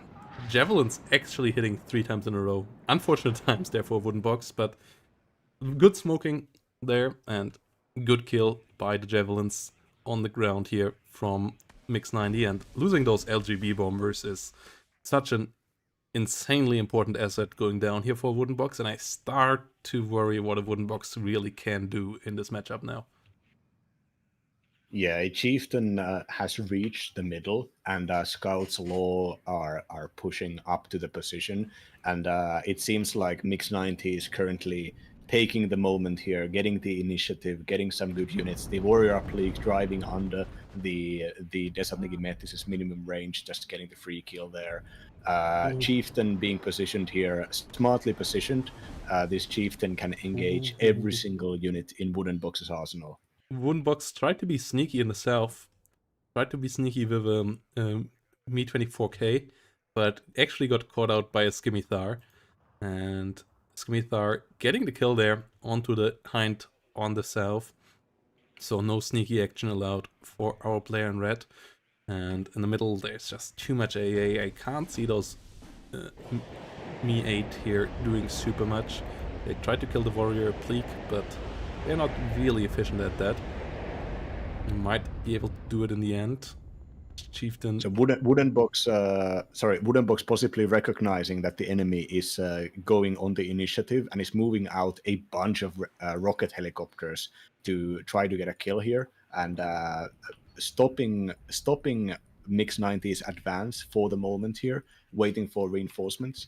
But these Grad Vs are going to have to start getting some really big kills on some really big blobs, and the Soviet infantry has to start getting some good engagements here somehow, because and I think the rocket helicopters will likely be a big deal in how to get rid of the British infantry. We see some more infantry here pushing in the open, getting caught out by the assault pioneers. We see Mix 90 actually having more success with artillery so far. The M109s, the British Paladins here, doing a pretty decent job. That's the Grad Vs. I haven't felt their shots being that impactful yet, especially as it's only 2 of them, so they can't really go for the tanks yet, and that's where the 12 rockets really start to be an issue, because against buildings, you really want to have the full salvos, which then eliminates the buildings, which then can kill out an enemy unit completely, as the 12 rockets just don't reliably do that against units in full cover. So, a bit of a problem here now for Wooden Box for sure. Trying to find an opening, but I don't think they have found any just yet. Yeah, the fact that these 155 millimeter cannons are so close and they are this such a target-rich environment. This means that the Mix 90 is just slowly trading up, especially with the Wooden Boxes advances and pushes getting countered. This means that the longer this game goes on in this current form, the worse the situation is going to be for Box. Box really needs to start doing something, and not a lot of avenues open here, at least from what I can tell here. Like big plays need to be done, because 7 or 10 minutes later, all of this is still going to be on board for Mix 90, but there's also going to be like 25 chieftains. Yeah, BMD2's trying to push forward. Nikki's trying to come around as well. The Grut's not firing. The helicopters coming around in numbers, trying to abuse the relative weakness of the Javelin, but what the Javelin lacks in power, it gets right in numbers here at the moment, as there is a absolute crap load of Javelins here on the battlefield by now. I believe it's 7 or 8 even, plus some track rapiers, so any charge of the helicopters has little success. They can shark around a bit on the flanks, but that's not enough really to get the Wooden Box forward. The Nikki push over here though has some potential. Chieftain in range of the RPGs, and the RPGs of the Nikki, they are quite deadly if they ever get in range. Maybe a flank has been found here. At the same time though, Mix 90 going into the offense against the weakened up town in the north, and that might be a successful push as well. Yeah, specifically the Descent of the BMD, they have the better 675 meter AT weapon, whereas the regular Descent Nikki has the higher penetration, but significantly lower 500 meter targeting range. So the best AT weapon is an AT weapon that gets to shoot, and that is why the range is so important with them. Yeah, we see the tornadoes here diving deep onto some helicopters. A good couple of Mi-24s getting shut down there. Not good enough micro there from a Wooden Box. At the same time though, the BMD2s with some great success against the infantry in the open. A lot of rifles being shut down there by these IFVs, but they try to take fights now with challengers, and I'm not super hyped about their chances in that engagement, as there's 3 challengers versus 4 BMD2s, and yeah, that's not fantastic. Robot with super stressed out action trying to come out from the side, but yeah, those BMD2s getting absolutely melted now. The last one remaining trying to move around. One of the issues of the BMD, it doesn't have smoke, so disengaging with it is a bit painful. If you ever overextend, you get punished for it, and that's exactly what happened there. Yeah, the BMDs have to be put in the groups so that they can efficiently burst down enemy weapons teams and to suppress enemy that is in buildings. But if you have a bunch of BMD2s in the same place, that creates a target-rich environment for basically any tank. And if the tanks happen to have like 70-point accuracy, like the challengers have, that's not gonna. Even the challengers, even though the lesser ones of the heavy NATO tanks can easily just take all of this for free. Yeah, meanwhile, MiG-23s and MiG-29s pushing back a Jaguar over here. Not able to find the kill though. Scimitar getting killed off by the rocket helicopters. Good amount of BMD2s once more coming in, trying to deal with the Javelins. But both sides taking some important casualties here. Dejant Bellejour going down, Hellarm on the other side. A really bloody conflict here. So I'm still feel like Mix 90 is coming up slightly on top. The combined arms still intact. The helicopters shut down. The Grut's still not firing in heavy numbers, and another MiG-23 actually getting shut down in the sky. So that's a painful loss there. The Mi-24 VP here, with the some side shots, could find some value. Oh, both sides losing an important plane there. Good trade this time around for Wooden Box. MiG-29 not as expensive as the Tornado, but the Hind not finding the value necessary. Yeah, when it comes to this infantry push here from Mix 90, I think Mix 90 didn't necessarily understand how deeply entrenched the Desantniki are into these buildings here. The infantry is now leaving the battle, trying to disengage under the cover of the heavy artillery, and I think Mix is realizing this is that the overextension is happening right now, and Mix is disengaging with the slow tanks, with the wounded infantry. But even with the slow tanks and the wounded infantry, the existence of the tanks is such that Wooden Box can't start chasing this, because if the tanks get to engage on tank range, there is nothing that can shoot back at them, realistically.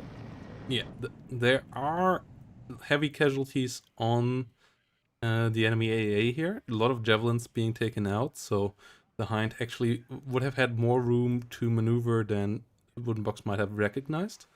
Wanted to wait for more Mi-8s coming around again though, as we still have a decent amount of javelin, and it seems like this is a Wooden Box's game plan here. Killing off enough enemy air defense that the helicopter plop can get the W. We will see if that can be successful. Still 22 minutes remaining, so the game is far from over, as both sides here go into another grindy fight here. And yeah, let's see who comes out on top with this push. BMD2's disengaging, but we still have the helicopter in the sky, still shooting off ATGMs, only on trying to hit a Bedford this time around though. No targeting on any Challenger just yet. Yeah, kind of surprisingly low-level engagements here. Once again, both of these players being extremely careful, not wanting to overextend too much, not wanting to give the opponent a clear advantage here. But as I always keep repeating, because this is the stuff that people need to know about WARNO, is that armored divisions scale better in the late game than airborne divisions. The early opener of Mix 90 managed to have good enough forward deployment component that there was never really any forward deployment advantage taken by Wooden Box, and the air advantage of the 35th has been pretty well countered by Mix 90's air. And I think whatever is going to come of the very late game, I think the side that's going to have the air supremacy is going to start abusing that air supremacy really hard, because the British do have tracked rapiers and javelins, but that's just tracked rapiers and javelins. And as I say this, the Tornado just gets taken out by these MiG-29s. Yeah, I more believe helicopters don't they have coming in maximum of by 8?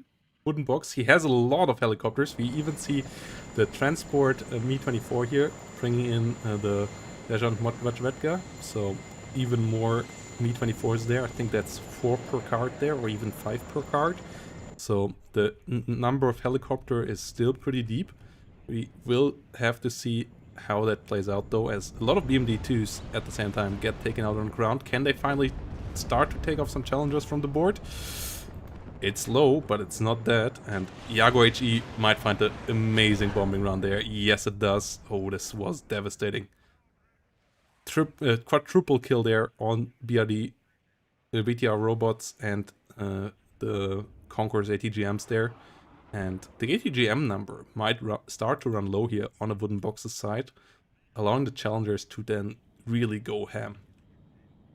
Yeah, relying on the vehicle ATGM, such as the robots and the BRDM2 Conquerors, means that these can be single shot by tanks. And as long as Mix 90 is careful enough and always has enough supply vehicles to repair the tanks can start trading up very, very well. And meanwhile, the infantry, with the support of the up leagues, has gotten into pretty good positions here. And even the rocket planes that are fighting against this push are getting targeted by javelins. The currently the wooden box recognizing the enemy air threat, but having to invest into Strela once and keeps on buying more desert maybe here. There is no way here but through. Once again, I regret to say the 20-minute timer hit, and the airborne division is now solidly on the back foot. Yeah, the game plan of a wooden box, though, I still feel it might work out here. Oh, but yeah, Mix 90, it's not a ranked game, so Mix 90 was able to set up for the opponent. They knew which division the enemy would play, and they prepared, obviously, the AA tab for the helicopter spam as well. We see more tractor appears coming around. We saw a couple of them killed earlier, so there might be more than usual here in this deck. Javelins might be 2 cards as well, as we saw a good couple of them dying already as well, but still more floating in here.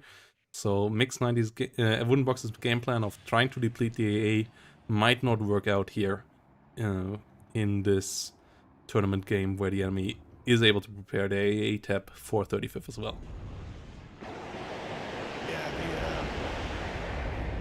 The slow moment here, kind of even though wooden box is kind of allowed to reinforce and push up and take these positions and fill these towns and buildings and suburbs with these neighborhoods with Desant Niki once again.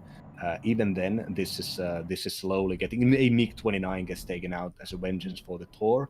Yeah, this is this force of Mix 90 is still moving slowly forwards. The tanks have all been repaired now. All the damage that was done to all of these repaired vehicles has already been negated, and because Wooden Box doesn't have any kind of a lead, Mix 90 doesn't need anything except a couple of points right at the end of the game. They got all the time in the world, whereas Wooden Box really just needs Mix 90 to start overextending right now. Wooden Box wants to have the enemy overextend, wants to fight them close range, where they're not elite infantry, but shock trained infantry with good weapons can start getting some expensive tank kills, and then follow this up by a massive aerial counterattack. And none of this can happen as long as Mix 90 doesn't want to play the game, as long as Mix 90 just plays annoyingly careful. Yeah, so the question is really, can there be a helicopter blob too strong for this air defense? And I feel like this might be possible, especially considering that the challengers don't have a 50 column top and can't really help out against helicopters like maybe a big blob of Abrams can. So if you just target the air defense, some action can be done, but there's 3 tractor piers right now, so this is not the engagement that Wooden Box wants to take here right now. I feel like reloading the Gruts would be great to hit the tractor piers right at the moment where you want to come in with the push. We see some more planes coming in. We might see some helicopters finally dying here. Strella's getting a bit of damage onto the Jaguars, and yeah, this blue infantry push is going further forward. The helicopters of the Wooden Box need to get the hell out of there. One of them landing, the other one slowly disengaging. Medi's not finding the kill, Robot not finding the kill. ATGM flying against the tractor appears, but good reaction from Mix 90 moving back.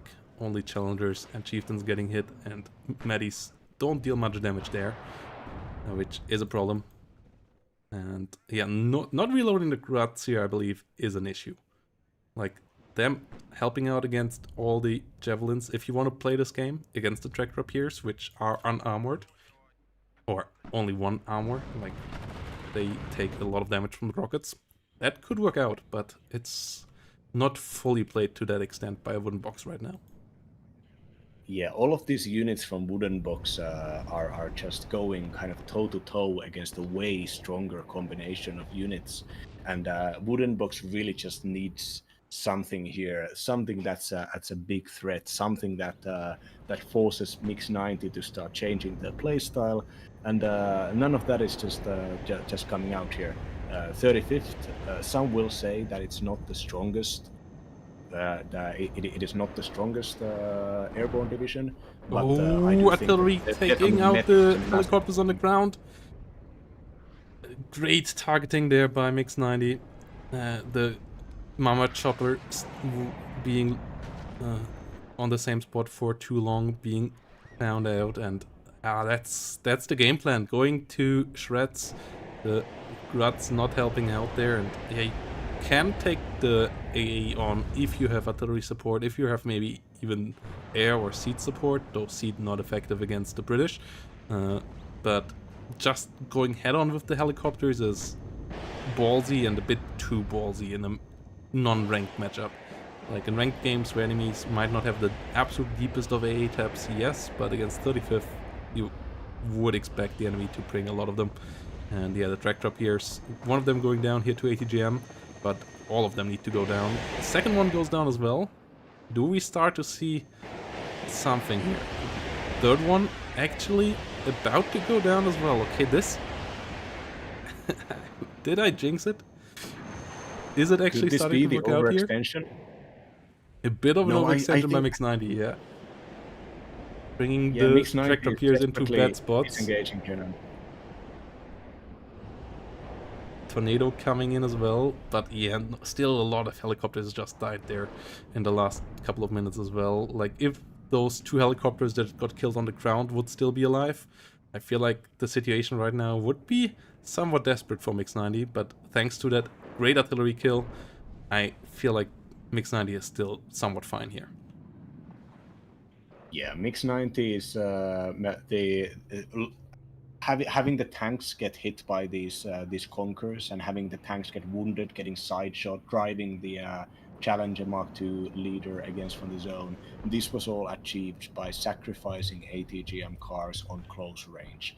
That's something that can't be done repeatedly. And as I said, Wooden Box really just kind of lacks these lacks the solutions here, lacks the large late game threats, and the fighting positions that have been chosen, the very urban areas here on Hesse, we rarely see people fight this heavily up in these heavily fortifiable areas. But Mix 90, I believe, had just a very good idea of what they were doing. They opened with a strong recon of the special forces. They built up a large force supported by a very well-controlled close-range artillery, and then they just kept taking safe engagements. Once again, leaning into the golden rule. Anytime the overextension started feeling, anytime you feel like you just want to right-click and go through, anytime you want to take a fight with a tank that's like 2 or 3 health, you just reliably just disengage. Don't let the enemy have it. And now we're here, and there's a very extremely strong position for Mix 90. Yeah, Me8 MTV trying to come around here now, trying to find some kills, hitting the Challenger here, but not able to do that just yet. Air fight still going on here. MiG-29 might be able to find a kill onto the Tornado. Yes, it does, but Jaguar trying to get the counter kill together with the track drop gears. There's still more track drop gears on the ground. MiG-29 gets pushed back. The plane down here in the south getting shut down by the Javelin, the helicopter getting shut down by the Javelin, and we're down to 2 high-end Mi-24Ps and an Aquila now. Aquila only coming around now. I feel like that could have been a lot more helpful against the Challengers earlier on, because it actually has a ATGM that can do some real damage, but obviously it's a bit risky to bring around as long as the enemy has some air units as well, and that's, I guess, why we didn't see it earlier. But yeah, Aquila now could do some damage. Question is, isn't it already too late for it, as we are only 9 minutes away from the end, and we have Mix 90 going ahead in points. MiG-29 getting the kill into the Tornado seat, getting shut down by the Cluster Tornado in return though. Both sides here shooting at each other once more. Mi-24 VP most likely gonna find the Challenger this time around in the south. Aquila with some good amount of damage here as well. There we go. CV goes down. Assault Pioneer engaging the helicopter. The Bellojor needs to get out of there. Aquila engaging against the Assault Pioneers. The Bellojor should still stay in for just capturing the point. Akula gets the 1v1 fight against the track drop here. Important one. Ooh. Really important one for a wooden box there. Yeah, that's this tick rate. Tick has only been about 150 point advantage here, so it is absolutely not lost for wooden box. With more than 8 minutes left, box really just needs to get a breakthrough here. Currently, most of Mix 90's troops are on the eastern part of this neighborhood here, very tightly concentrated there. And the angles from which they can start attacking different locations are kind of limited because they are so solidly surrounded by a wide front of enemy units. But the Tornado units are just so cluster. powerful. Trying to sneak in here. Okay, I thought it tried to cluster down the helicopters that were landed. That would have been massive. Yeah, the helicopters here need to be somewhat careful. Another kill for Tornado. No AA really here on the ground. A wooden box losing their E-Glass and Co. a bit too easily. Another MiG-23 coming around, but a really important Mi-24P there, VP going down. They have 20 ECM even. They're the second best Soviet helicopter after the Akula, being quite pricey as well. Both combined, or like 3 of them combined, actually can break through javelins quite easily, especially fully depleted javelins here. So yeah, getting rid of them, pretty important here right now for Mix 90 with look at the clock at the same time. Jaguar HE going down to the MiG-23. Important kill there for Wooden Box. Another plane going down here as First 2K keeps the air spam up that they are so well known for lately. And yeah, we have more infantry coming in. We have the 2 super strong helicopters assisted by another Mi-8 MTV. Akula gets the kill onto the CV tank. The helicopters keep on pushing forward. Rifles going down. Assault Pioneers under fire as well. So yeah, great success here for Wooden Box, but still needs to get a take on. Needs to get to a rear point. It starts to become more likely though. Yeah, what really worries me from Mix 90's side here is that Mix 90 has no reinforcements coming in except for now the Challenger Mark II leader here. So if Box starts, it could be that Mix 90 has invested so heavily into air that there's just very few points here. So if they lose a bunch of units, if they trade down fast in the future here, might be that Mix 90. I don't think they have run out of units yet, but they might have run out of points in the crucial area here.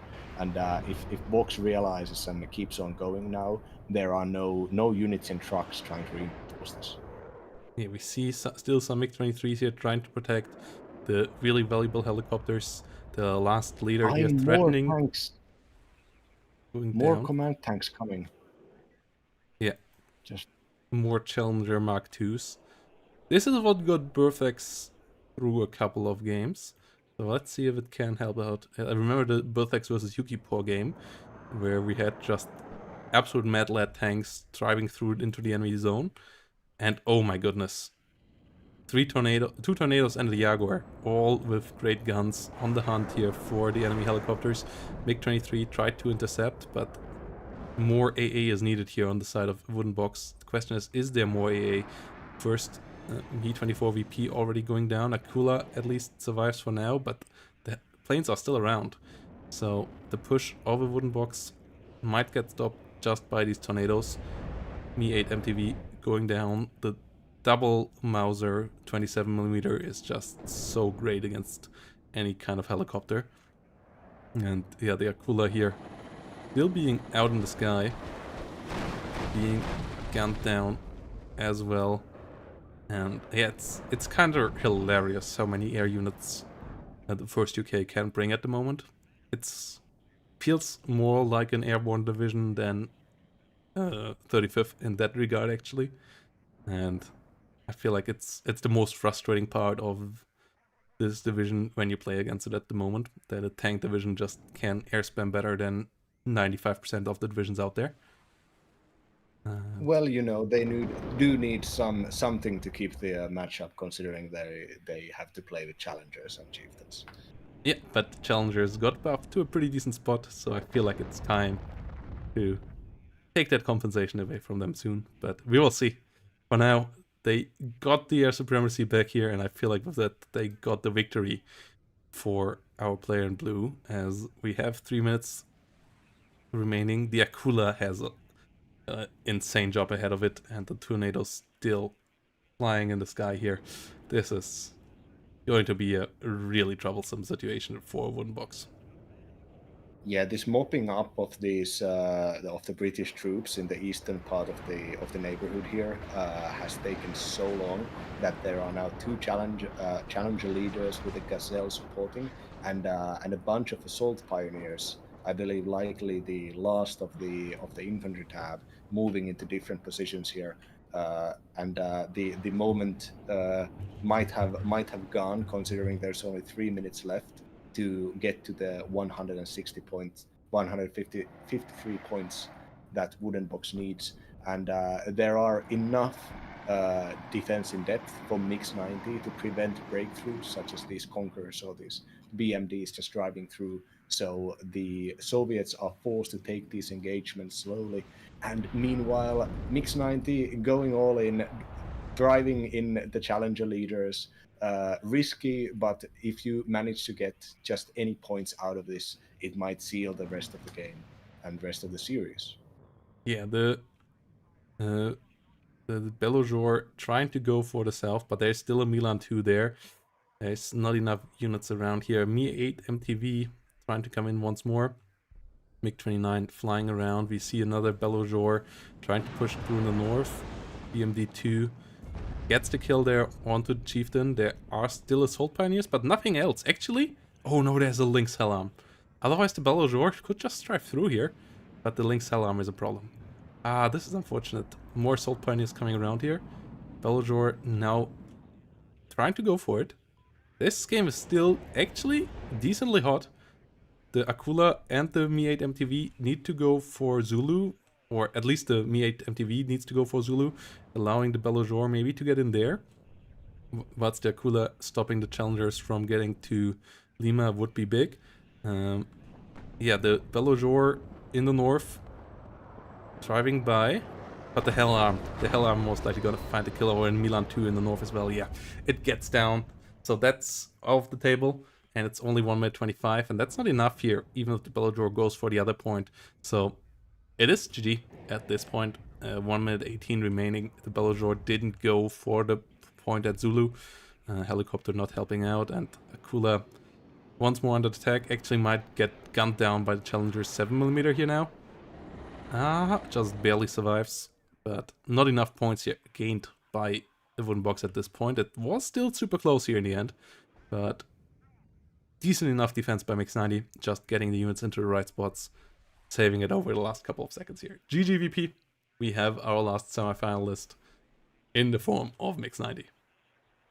Yeah, it is an excellent example here of people playing to the division strengths, methodically trying to either in the earlier game we saw Mix 90 play an excellent airborne infantry division game by basically fortifying and designing their unit compositions in a such way that the enemy would always be bashing their head against a flanking forces of fortified and stealthy ATGMs. And here we saw a completely different form of battle group design in which the in which the units were used very methodically. Units were used in a way that made sure that the overall trading was never going to go badly, that no moment of losing an expensive unit or losing a bunch of infantry units could actually open up a place for Wooden Box to start aggroing. Wooden Box did try to do that, and Mix 90 was very careful to stop it. Yeah, really well played by both players once more. Really close KD, as you can see here as well. The wooden box helicopter idea was close to working there, actually. Only being thwarted by the power of the tornado.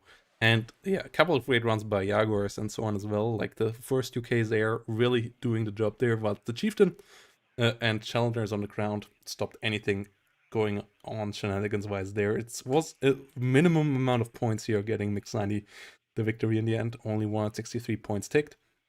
But that did the job here. Well played. Cool games by both players. Cool games all over the quarterfinals in general. As if we have a look here in the bracket now in the end, we have 4 amazing semifinals, semifinalists in here with Yukipaw, Neff, Mix90, and Burfex. 3 upsets in my eyes with Yukipaw, Neff, and Burfex, and then this 50-50 match between a Wooden Box and Mix90 going in favor of Mix90. So fantastic play here by all players, and I'm really hyped for the semifinal, as those are matchups that we haven't seen before, I believe. Like all 2 of them, and even the final will be a new matchup that we haven't seen yet. So it's gonna be WARNO history here in Season 1, and I'm absolutely in for it. Neff versus Yukipaw, I have no idea what to expect. Both absolutely capable of classic play, both having a couple of special strategies up as well. And yeah, we're gonna have a new champion here in the end. I'm really in for all of this.